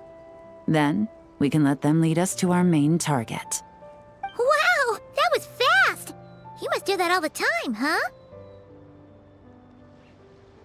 Now, we wait. There are countless auctions in Fontaine. We can't possibly monitor them all. Besides, that would be a waste of personnel. I'll continue to conduct surveillance in the area, keep tabs on the situation, and attempt to decipher their coded messages. Once his two lackeys move the goods, we can shift our focus to the upcoming auction. And then, we'll have somewhere to start. Got it! All we can do now is wait. Wait, and then follow them straight to the guy behind this whole thing so we can give him the old 1-2 punch! This whole time, Officer Edler has been leading her two stalkers on a wild goose chase around Chaoying Village. Once they decide it was all a waste of time, it's her turn to tail them instead. Not to mention our operation has already put them under extreme pressure. We've forced their hand. I doubt they'll last more than 2 days before making a move. So let's meet back up at Yilong Wharf in 2 days. Find me near the harbor.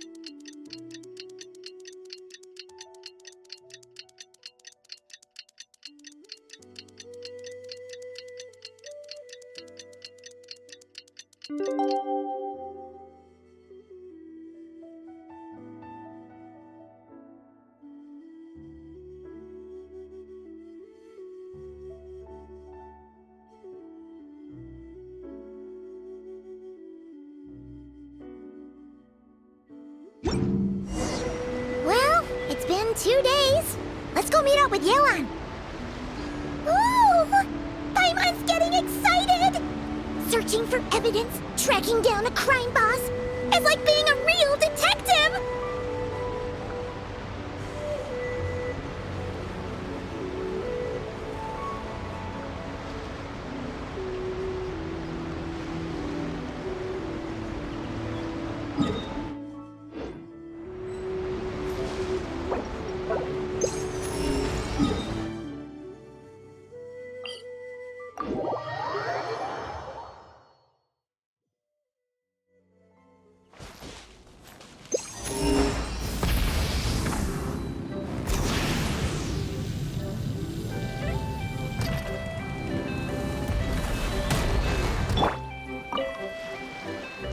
Well done, you two. Right on time. The day after we infiltrated the storage facility, the Dark Financier's two lackeys, Corday and Dodamani, started moving the goods. See that ship? It's the one Dodamani dispatched to transport the goods. It operates under the guise of a joint passenger and freight vessel. Whoa! That's one huge boat! Paimon can see all the goods piled up on the pier. Seems like it's transporting quite a few passengers to Lumidu's harbor as well.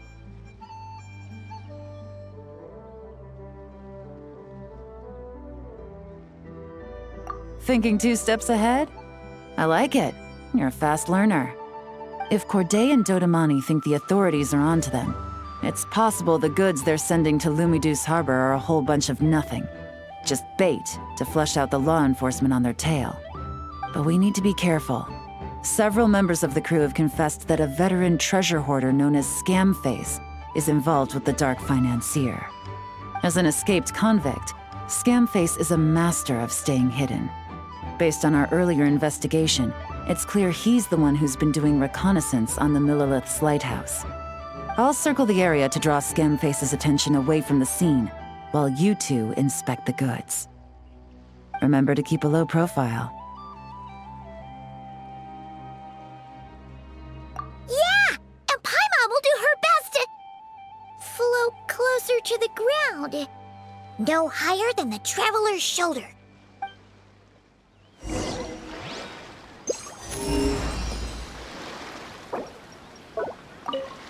All set? All right, we'll meet back.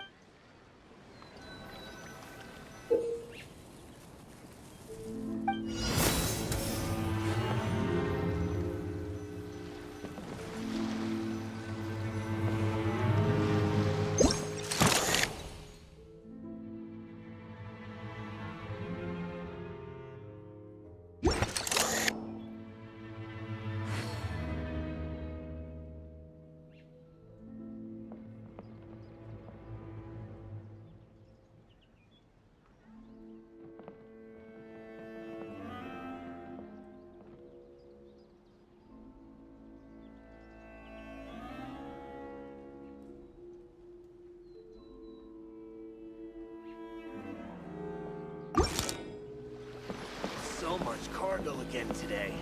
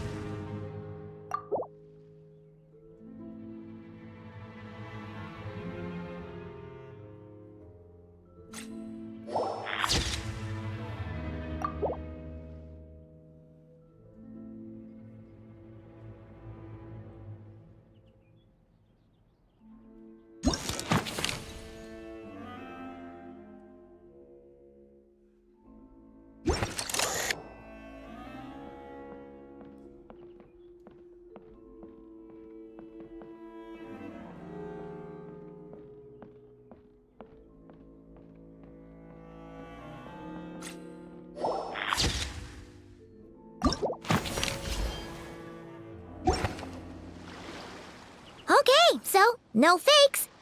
These people are definitely anxious to get their goods to Fontaine all in one go. But did you see the strange markings on some of them? Huh, wonder what they mean. Let's go ask Galen! Good work. As for the auction, Officer Edler was able to gather some useful intel too. We're almost certain their target is the auction taking place at the Hotel de Boer in 2 days. The markings you managed to capture were applied with a special kind of paint. almost impossible to notice without some kind of specialized tech, like the forensic imaging device. I think we're looking at a treasure hoarder insignia. Each big shot in the organization has their own, almost like a personal signature. And considering what we know about the case, I'd wager this is Scamface's handiwork.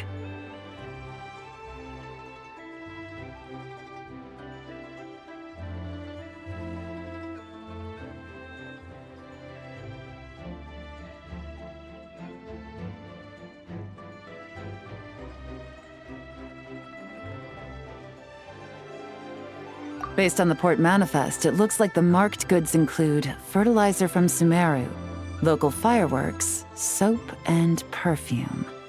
So, nothing special then? Just some farming products and everyday necessities? Fertilizer, soap, and perfume. No, there's something going on there. Might be risky, but I'm gonna investigate on board, and hitch a ride to Fontaine while I'm at it.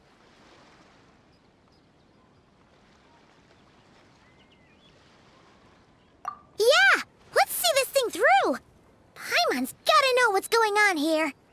Well, you've proved yourself so far, so I don't see a problem with that. Just know once we board the ship, we're bound to come face to face with Corday and Dodamani. So make sure you're prepared.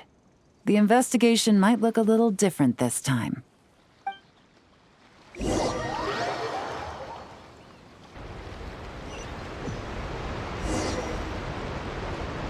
Excuse me, passengers. Due to limited space in the cargo hold, we've been forced to store some of the goods on the deck. We apologize for the inconvenience.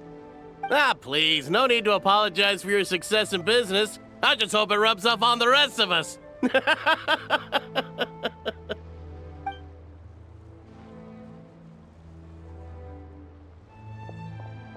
It looks like all the goods marked with Scamface's insignia have Corday listed as the shipper. Dodamani is in the cargo hold, likely making sure all the goods are in place for delivery. Are they inspecting something? Why are they rifling through the boxes? Paimon can't make sense of it. Here, take this cipher. It should help you figure out their coded messages. This is the plan. While I distract Corday and Dodamani, you two investigate the goods marked with Scamface's insignia. We might learn something useful.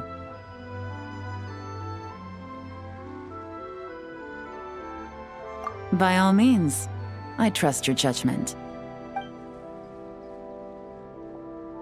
Huh? Wait! You're just gonna go up and talk to those guys? Yelan!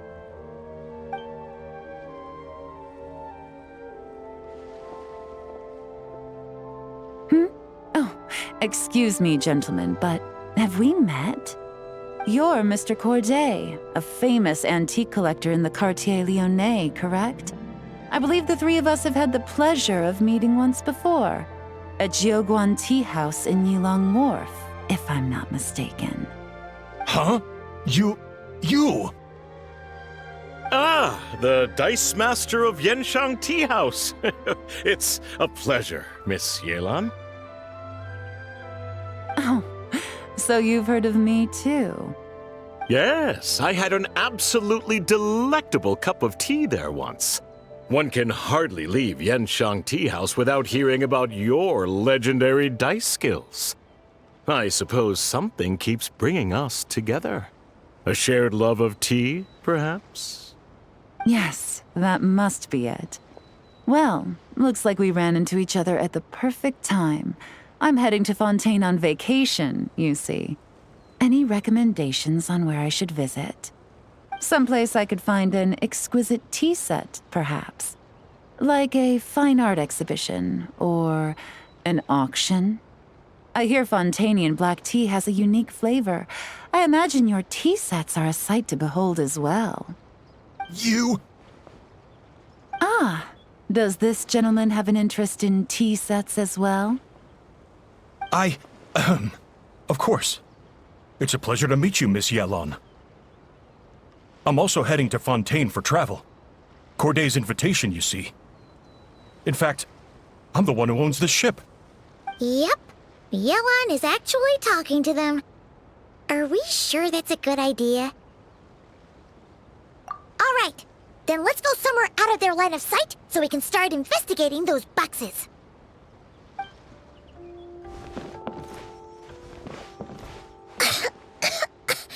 What's with the strong smell coming from these boxes? Must be a bunch of stuff mixed together. And there's a strange note, but Paimon can't read what it says. Yelan really thinks of everything, huh? But, you know how to use this thing, right?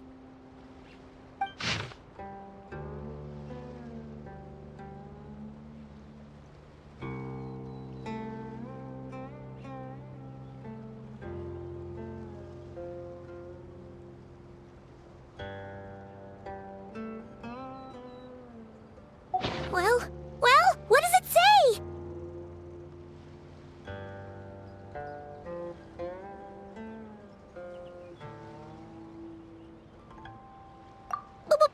Blowing up the ship? Are they nuts? Paimon thought this was about getting the authorities off their tails, not drawing even more attention.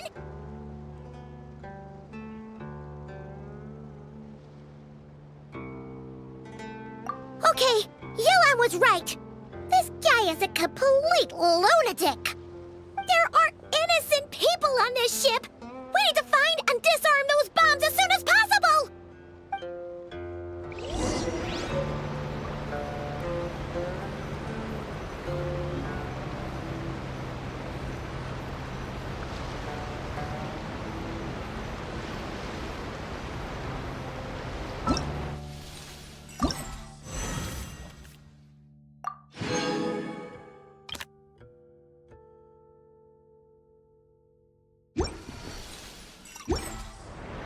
Combat data updated.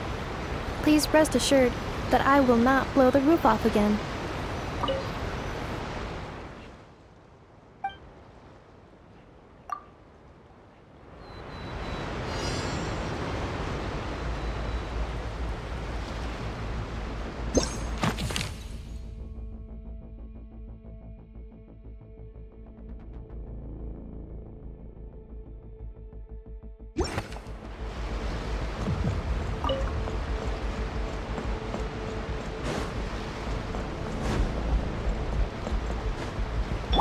Yeah! Skyward!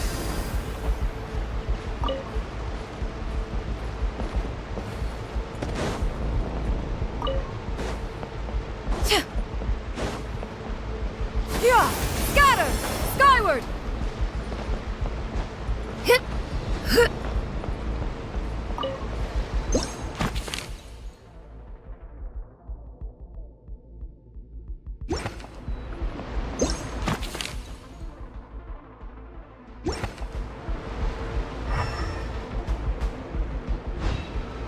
Yeah!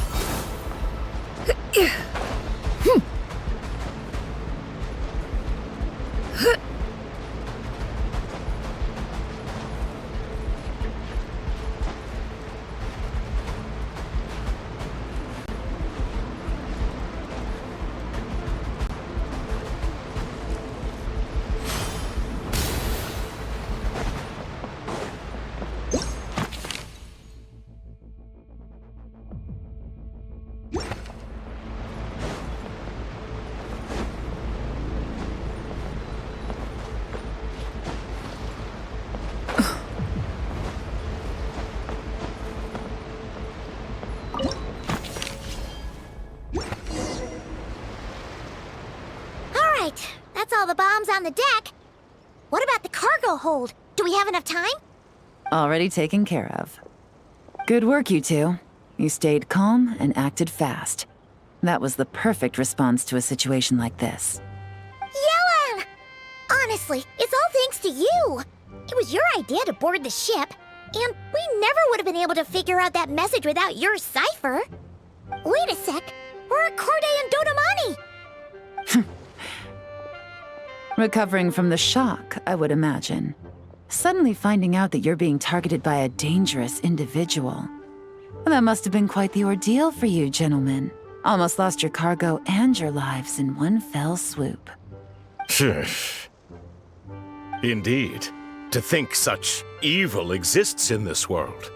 I can scarcely imagine what I did to offend this fellow. Resorting to murder like this, it's quite unfathomable. Well, no need to fear.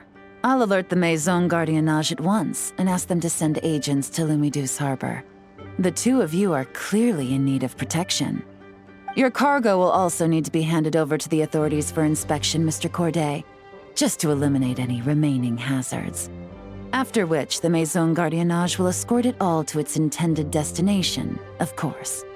So, if I may, where are your goods heading, Mr. Corday? To the Hotel de Boer for an auction in 2 days. Ah, then rest assured, the Maison Gardiennage is full of diligent and responsible personnel. You can trust that your goods will arrive at the auction without a scratch. Our sincerest thanks.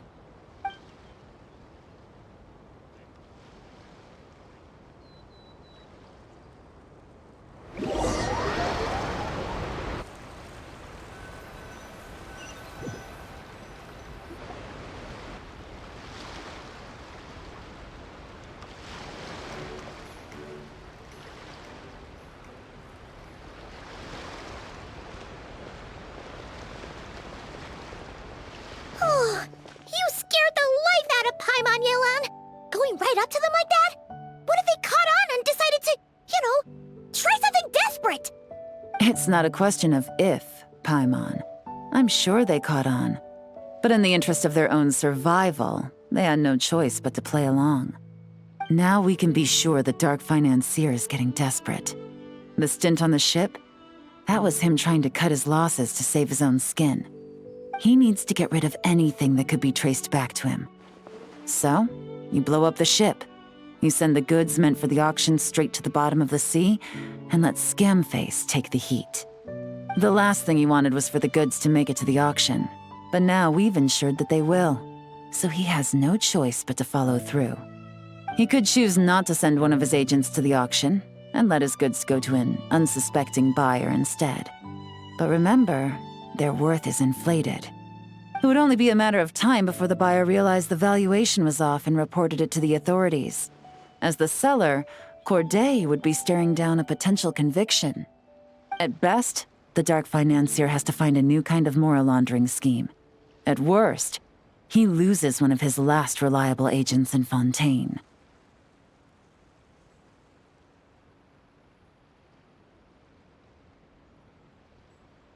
Exactly.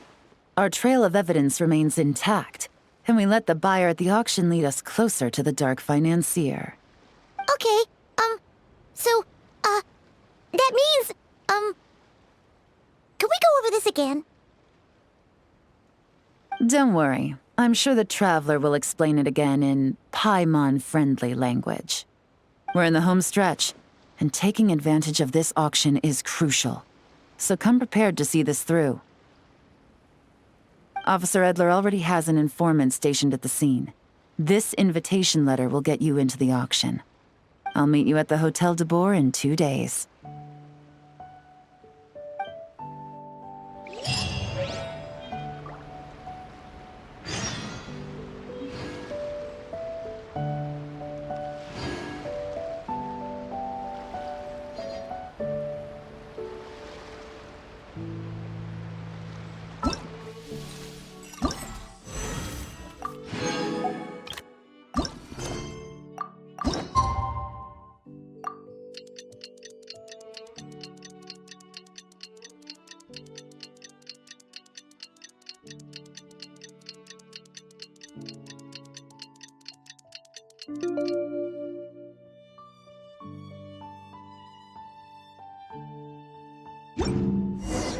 Alright, time to meet back up with Yelan.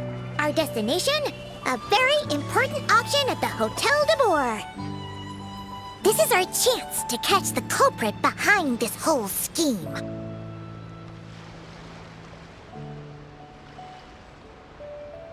Peace prevails throughout the land, and all things are made new, as buds in the spring. This is an auspicious era for humanity.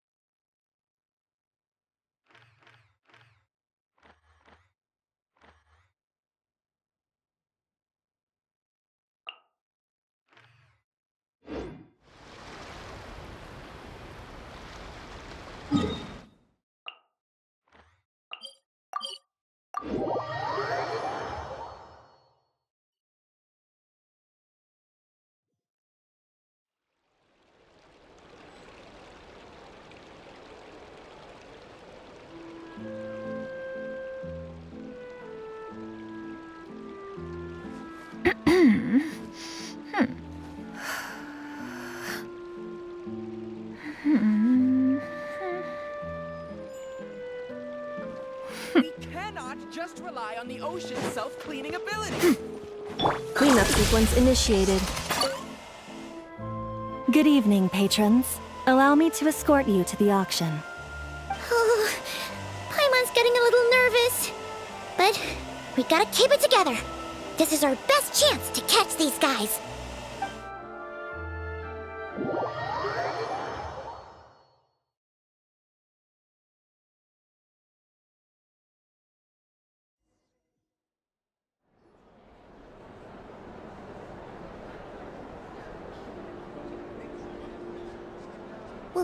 Wow!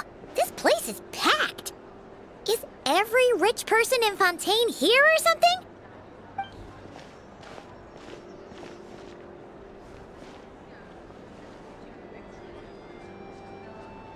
Oh, wait! The people we're after are hiding here too! It's time to get serious. Paimon knows just the thing!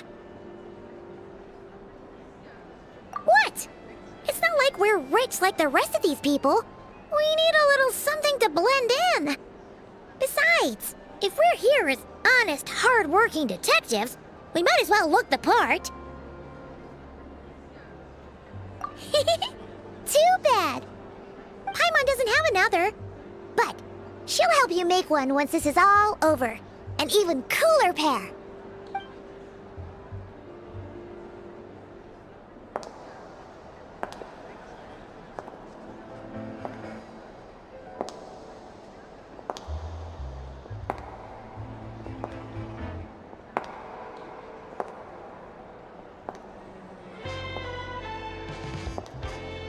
Well, you two seem raring to go. Good to see you're not nervous. But remember, the key to blending into an event like this is remaining calm and collected. Slow your breathing, tone down the emotion. We don't want to stand out. Yelan? It is you, right? It must be you!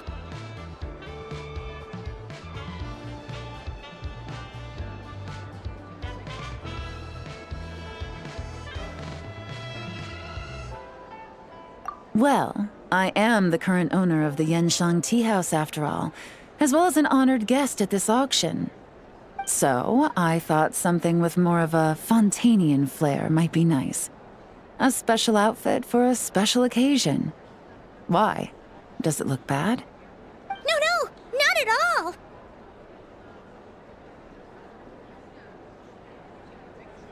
All right. Well, let the vacation begin. We have an auction to crash. You two are expert investigators at this point. With us working together, I'd say our chances of success are stacked higher than the cake towers in the Hotel de Boer. We sure make a great team! But now that we're at the auction, what's our actual game plan? This time your mission is simple. Take this dossier and pay attention to the items being auctioned. When the Dark Financier's antiques are up, all you need to do is bid. We want to drive up the price and create a bidding frenzy. Wait, so we get to actually take part in the auction?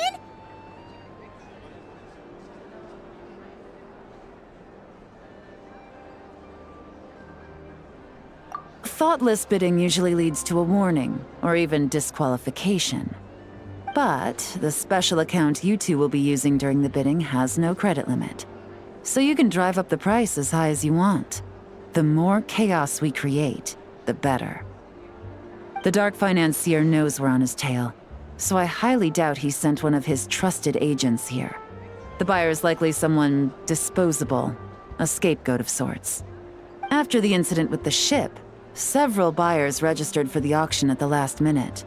They're all wearing special pins, signifying them as tea aficionados. Our target should be among them. And I'm sure he's terrified, because if a different buyer develops an interest in one of their inflated goods and wins the bid, it's game over for both Corday and the Dark Financier. Not to mention the buyer has limited funds at his disposal. The Dark Financier likes to work in small sums at a time, so his scapegoat can't go too overboard with the bidding. Okay, so complicated stuff aside, the point is, they have a plan, and our goal is to mess it up. If Paimon was in their shoes, that would make her pretty nervous too. There's seating reserved for special guests on the second floor. I'll be up there during the bidding to keep an eye on things, and to see if anyone starts to squirm. One thing going wrong might not be enough to slip him up, but target him again and again, and trust me, he'll feel the heat. Once the auction is over, we'll find somewhere secluded to corner the buyer and have a nice little chat.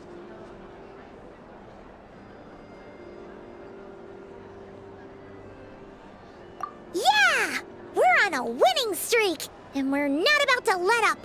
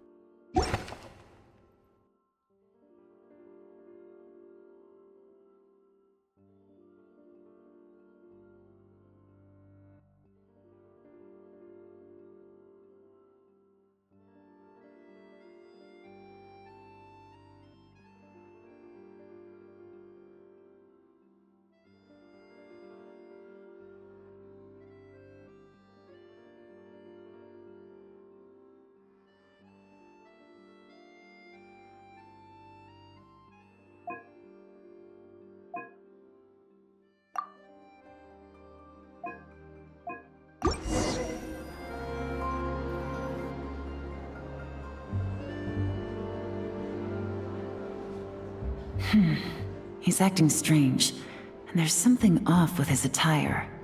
No mistake, that's our guy. His tea aficionado pin is a special color. Most likely to make it easier for Corday to keep tabs on him and the situation as a whole. Which means the two don't know each other well at all. That's something we can use to our advantage.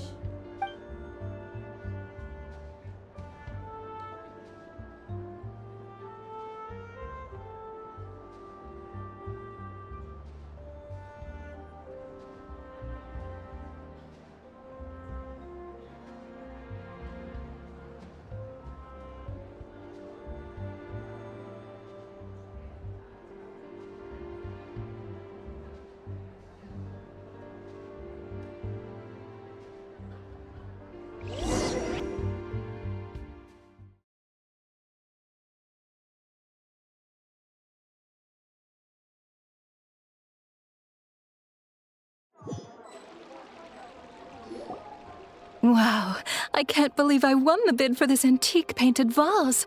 Should be a wonderful addition to my home decor. Did you see those tea sets from Chenyu Vale? People were bidding on them left and right. My goodness, those final numbers. Far too high for my pocketbook. This was not how it was meant to go. Where did those two come from? Whatever your employer is offering you, the Maison Gardiennage will double it. You! I don't know what you're talking about. Is that so? Well, you might be interested to know that this hitman over here is also on a need-to-know basis. If the person wearing the blue pin loses their bid, find somewhere secluded and eliminate them. All he can do is follow orders, I suppose. Eliminate? You lucked out, kid. Getting cornered by the law just saved your life. No, this can't be happening. The boss said that even if I got sent to the fortress of Meropide, all I had to do was keep my mouth shut and he would find a way to get me out. And he even paid me 3 million in advance. On that alone, I could get my wife the best medicine, help her hang on for a few more years. But then, one auction goes wrong. Just one. And what? He's afraid I'm gonna talk? So now I'm just collateral damage? You're risking your life to do this guy's dirty work and pad his pockets with even more cash. Compared to what he's making, what you get in return are nothing but the scraps. I've got at least 70 people just like you locked up in the Maison Gardiennage. Need them to tell you where this ends? No need. I'm guessing you're offering me a way out. What do you need me to do, officer? All you need to do is arrange a meeting with your boss and have a little chat. My boss, he's extremely careful about that kind of thing. I've only met him 3 times, to pick up the advance, to go over the plan, and to get the funds for the auction. The best I can do is take you to the place I'm supposed to deliver the goods. There's a certain method I can use to get in contact with him in case of emergencies. All right then. But first, we need to search your home for evidence related to the case.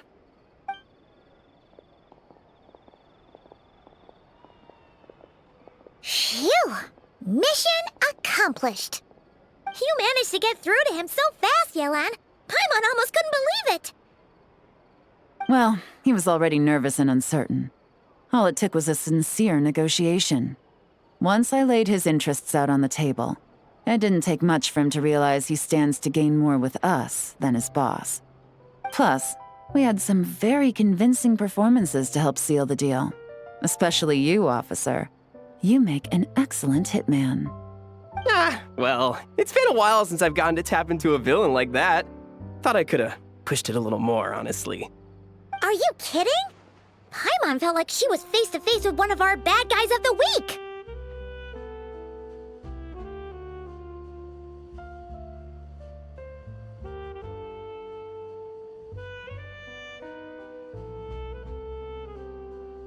Well, what's next, Yelan? Want me to go after Corday or Dodamani? The Sumeru authorities have Dodamani covered.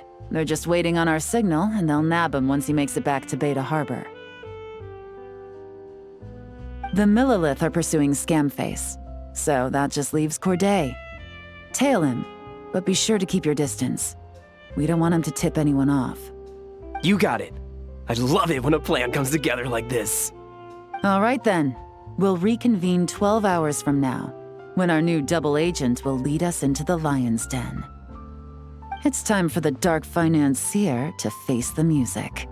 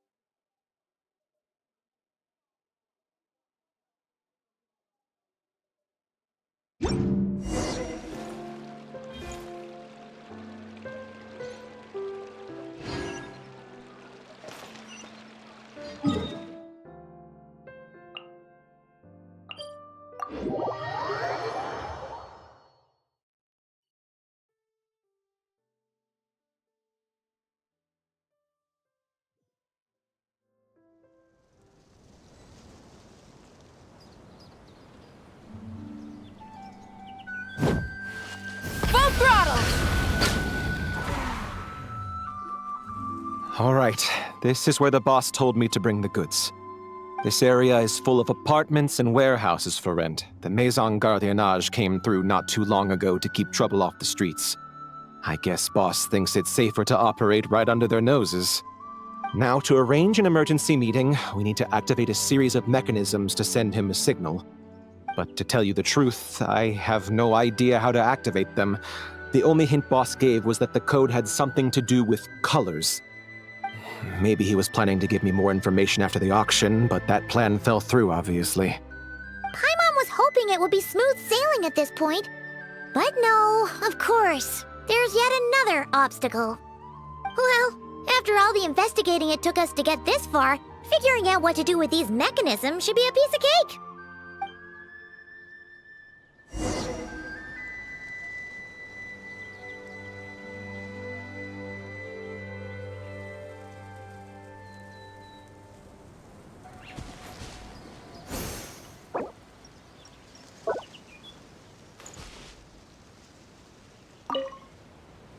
Detective, I wanted to ask. Since I've cooperated with the investigation and all, do you think I'll get a lighter sentence? That's for the Maison Gardiennage and the court to decide. But I think your attitude will work in your favor. I'm glad I came to my senses when I did. Otherwise, I'd be done for sure.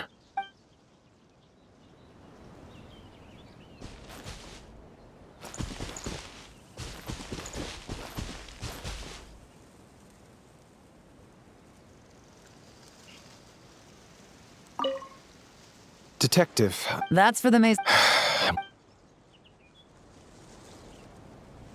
If all goes to plan, this... All right. Then let's see those detective skills.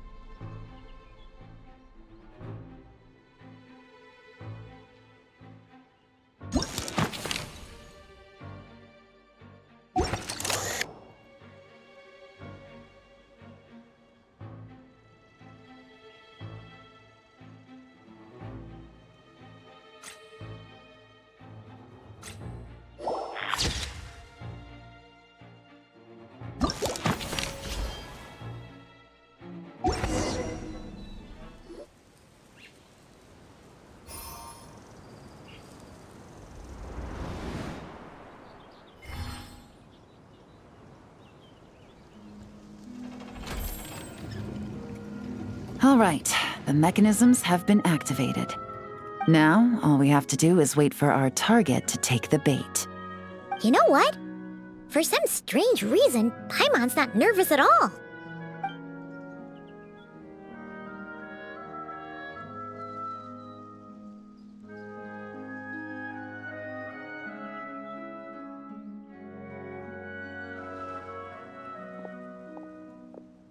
My dear Monsieur Diderot, here to make excuses for your complete failure at the auction? Or to fish for a bigger cut? Accidents happen, of course. What I care about is whether you have the spine to deal with the consequences. So you do believe in consequences. Seems a bit ironic, coming from the likes of you. Oh? A trap, I presume. I've set a fair share of those myself.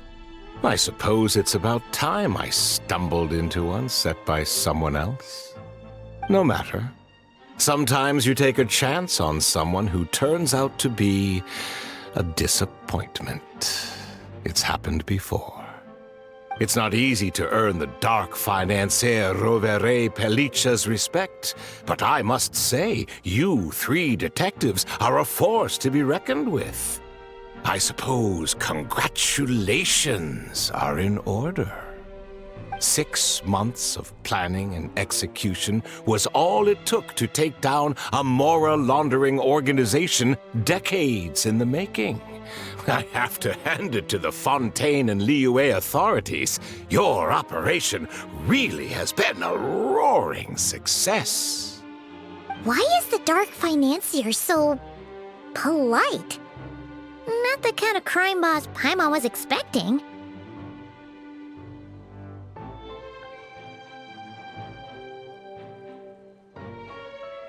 Oh, do be serious. You thought you'd corner me, and then what? I just surrender? If you want to do this the easy way, then yes. You know you're out of options. For 2 months, I've watched you and Officer Edler dismantle my organization piece by piece. As you cut off my limbs, gouged out my eyes, deafened my ears. I was helpless to stop it. So you're planning on taking us down with you, is that it? Never heard that one before. My livelihood is in tatters, Agent Yelan. Hundreds I had working under me, hundreds. And now, they're either locked up or useless. Corday is the only one who still has some value. My moral laundering days are over, we both know that. And considering how your operation's been progressing, it was only a matter of time before you locked on to me. I'm usually one to quit while I'm ahead, but you see, there's only so much a man can lose before he starts to get rather angry. So, Agent Yelan, even if the only score I get to settle here today is ending your precious life, well, that's a high I'll ride straight to the bank. Ah! Clockwork Mecha! Paimon takes back what she said! This isn't very polite at all! An old military model. Bet these go for big bucks on the black market. You two have been a huge help, but this fight is mine. 'Cause as it so happens, he isn't the only one who has a score to settle here. If he wants to bring on the drama, then I'm more than happy to give him a show.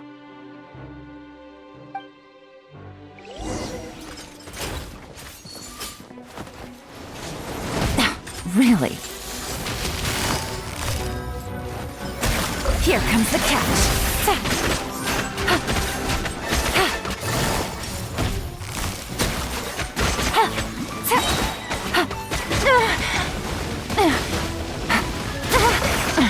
Gutsy.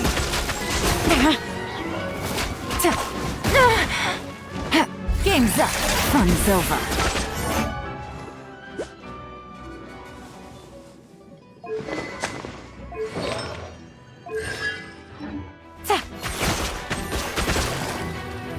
Busted.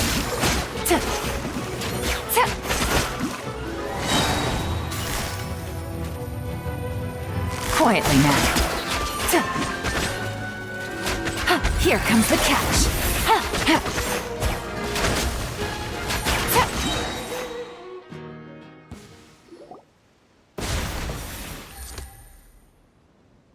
Unbelievable. You've bested me, fair and square. Any last words? Perhaps a bit too dramatic, isn't it? I'd rather not give a soapbox to a piece of scum like you. No, I think I'll say my piece instead. You can pretend to have seen the error of your ways, but it doesn't matter, because you're going to rot in prison for the rest of your life. And every moment of every day you'll be cursing the greed that put you there. Every coin of dirty money that you've pocketed over the years is just another nail in your coffin. And all you'll be able to do is curl up in the corner of your cell like a dying animal and waste away whatever remains of your pathetic life. You're not a detective, no. You're some kind of demon. If you knew what's good for you, you'd have walked away from this fight. But it's too late for that now.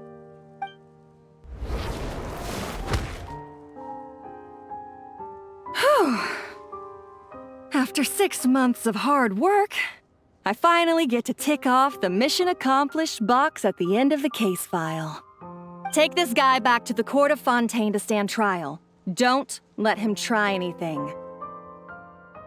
With any luck, we'll get to send him off to prison before the day is out. Oh, Miss Yelan, Traveler, Paimon. As a personal thanks for all your help, you deserve half of the bonus I'm getting for this case. I will also request that the Maison Gardiennage extend our utmost thanks to our partners in Liyue. I appreciate the sentiment, Officer Edler, but that's too kind. I was just doing my job. I can't, in good conscience, accept even a single Mora. I'll have to pass up any invitations for banquets or tea tastings as well.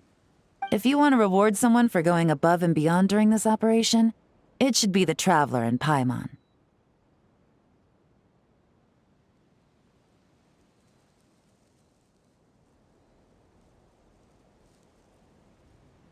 Wow.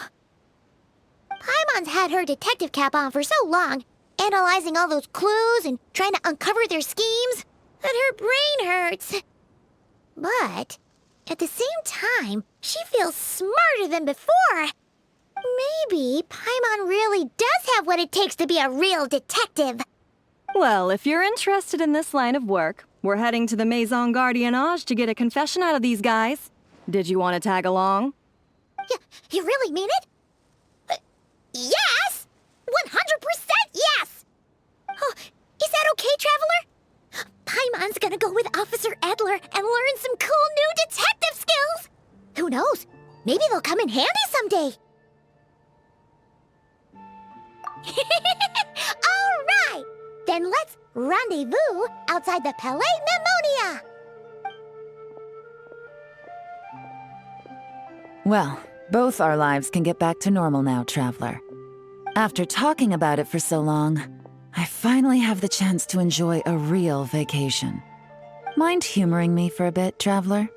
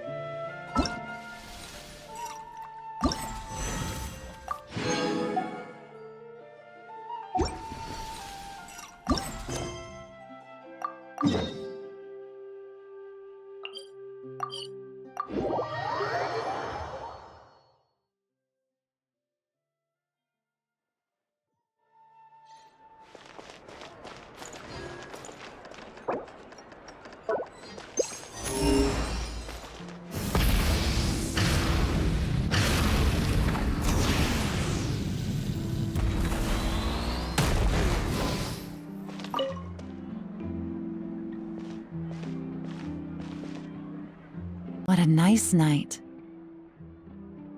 fresh from maritime flowers, fragrant perfume from the shop on the corner, the rich aroma of coffee beans, all blended together in the night breeze. Makes for quite the relaxing atmosphere. If only we were on a rooftop terrace somewhere, enjoying a few glasses of sparkling wine and getting pleasantly tipsy.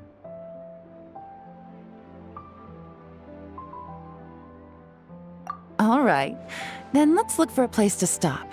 I wonder what special drinks the hidden taverns of this city offer. Oh, but first, I wanted to head to the Confrérie of Cabrières before it closes. Mind helping me pick out some perfume to go with this outfit? I also heard about the intricate timepieces, clockwork furnishings, and fine jewelry you can get around here. There should be quite a few souvenirs worth perusing.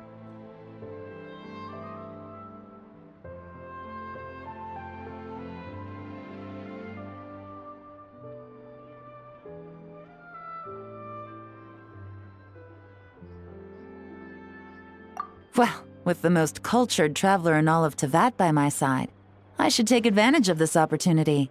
I'm counting on you not to steer me wrong.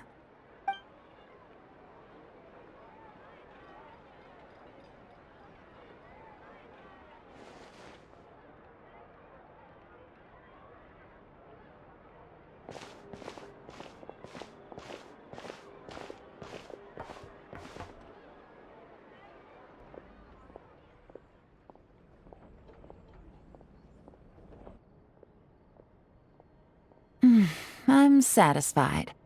This has been a nice trip abroad. A very nice trip indeed. I wish I could take my time, maybe extend my stay a few more days. No one likes to be rushed on vacation.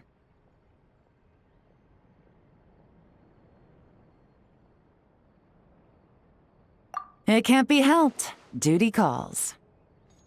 I still have to write up a formal report on the case and develop a more sophisticated cargo inspection system. Then I'm off to the location of my next assignment. Nodcry.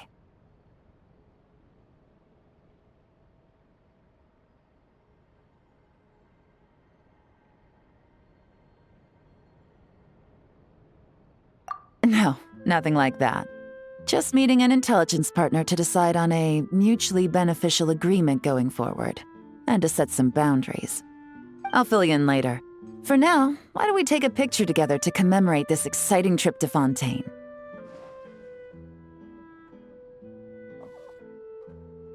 That's right. After this, I know I can trust you to have my back, Traveler. Or should I say, Agent. I say we put the forensic imaging device to use one last time to take this picture. Perhaps we'll cross paths in Notcry. If so, I hope this collaboration was just the first of many.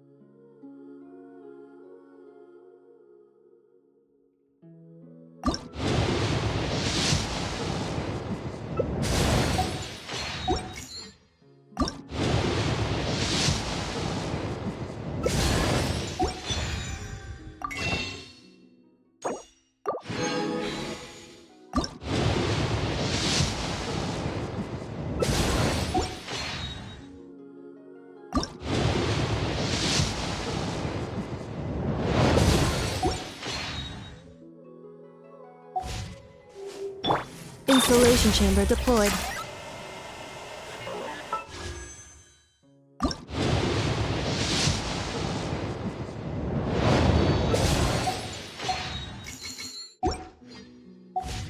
Ultimatum protocol.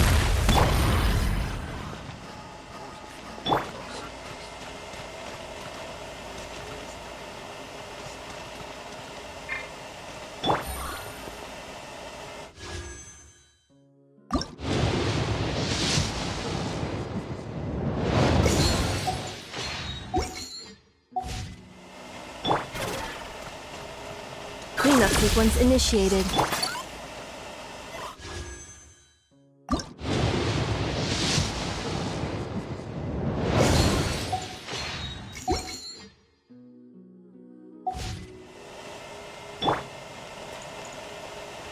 Wrath from the skies!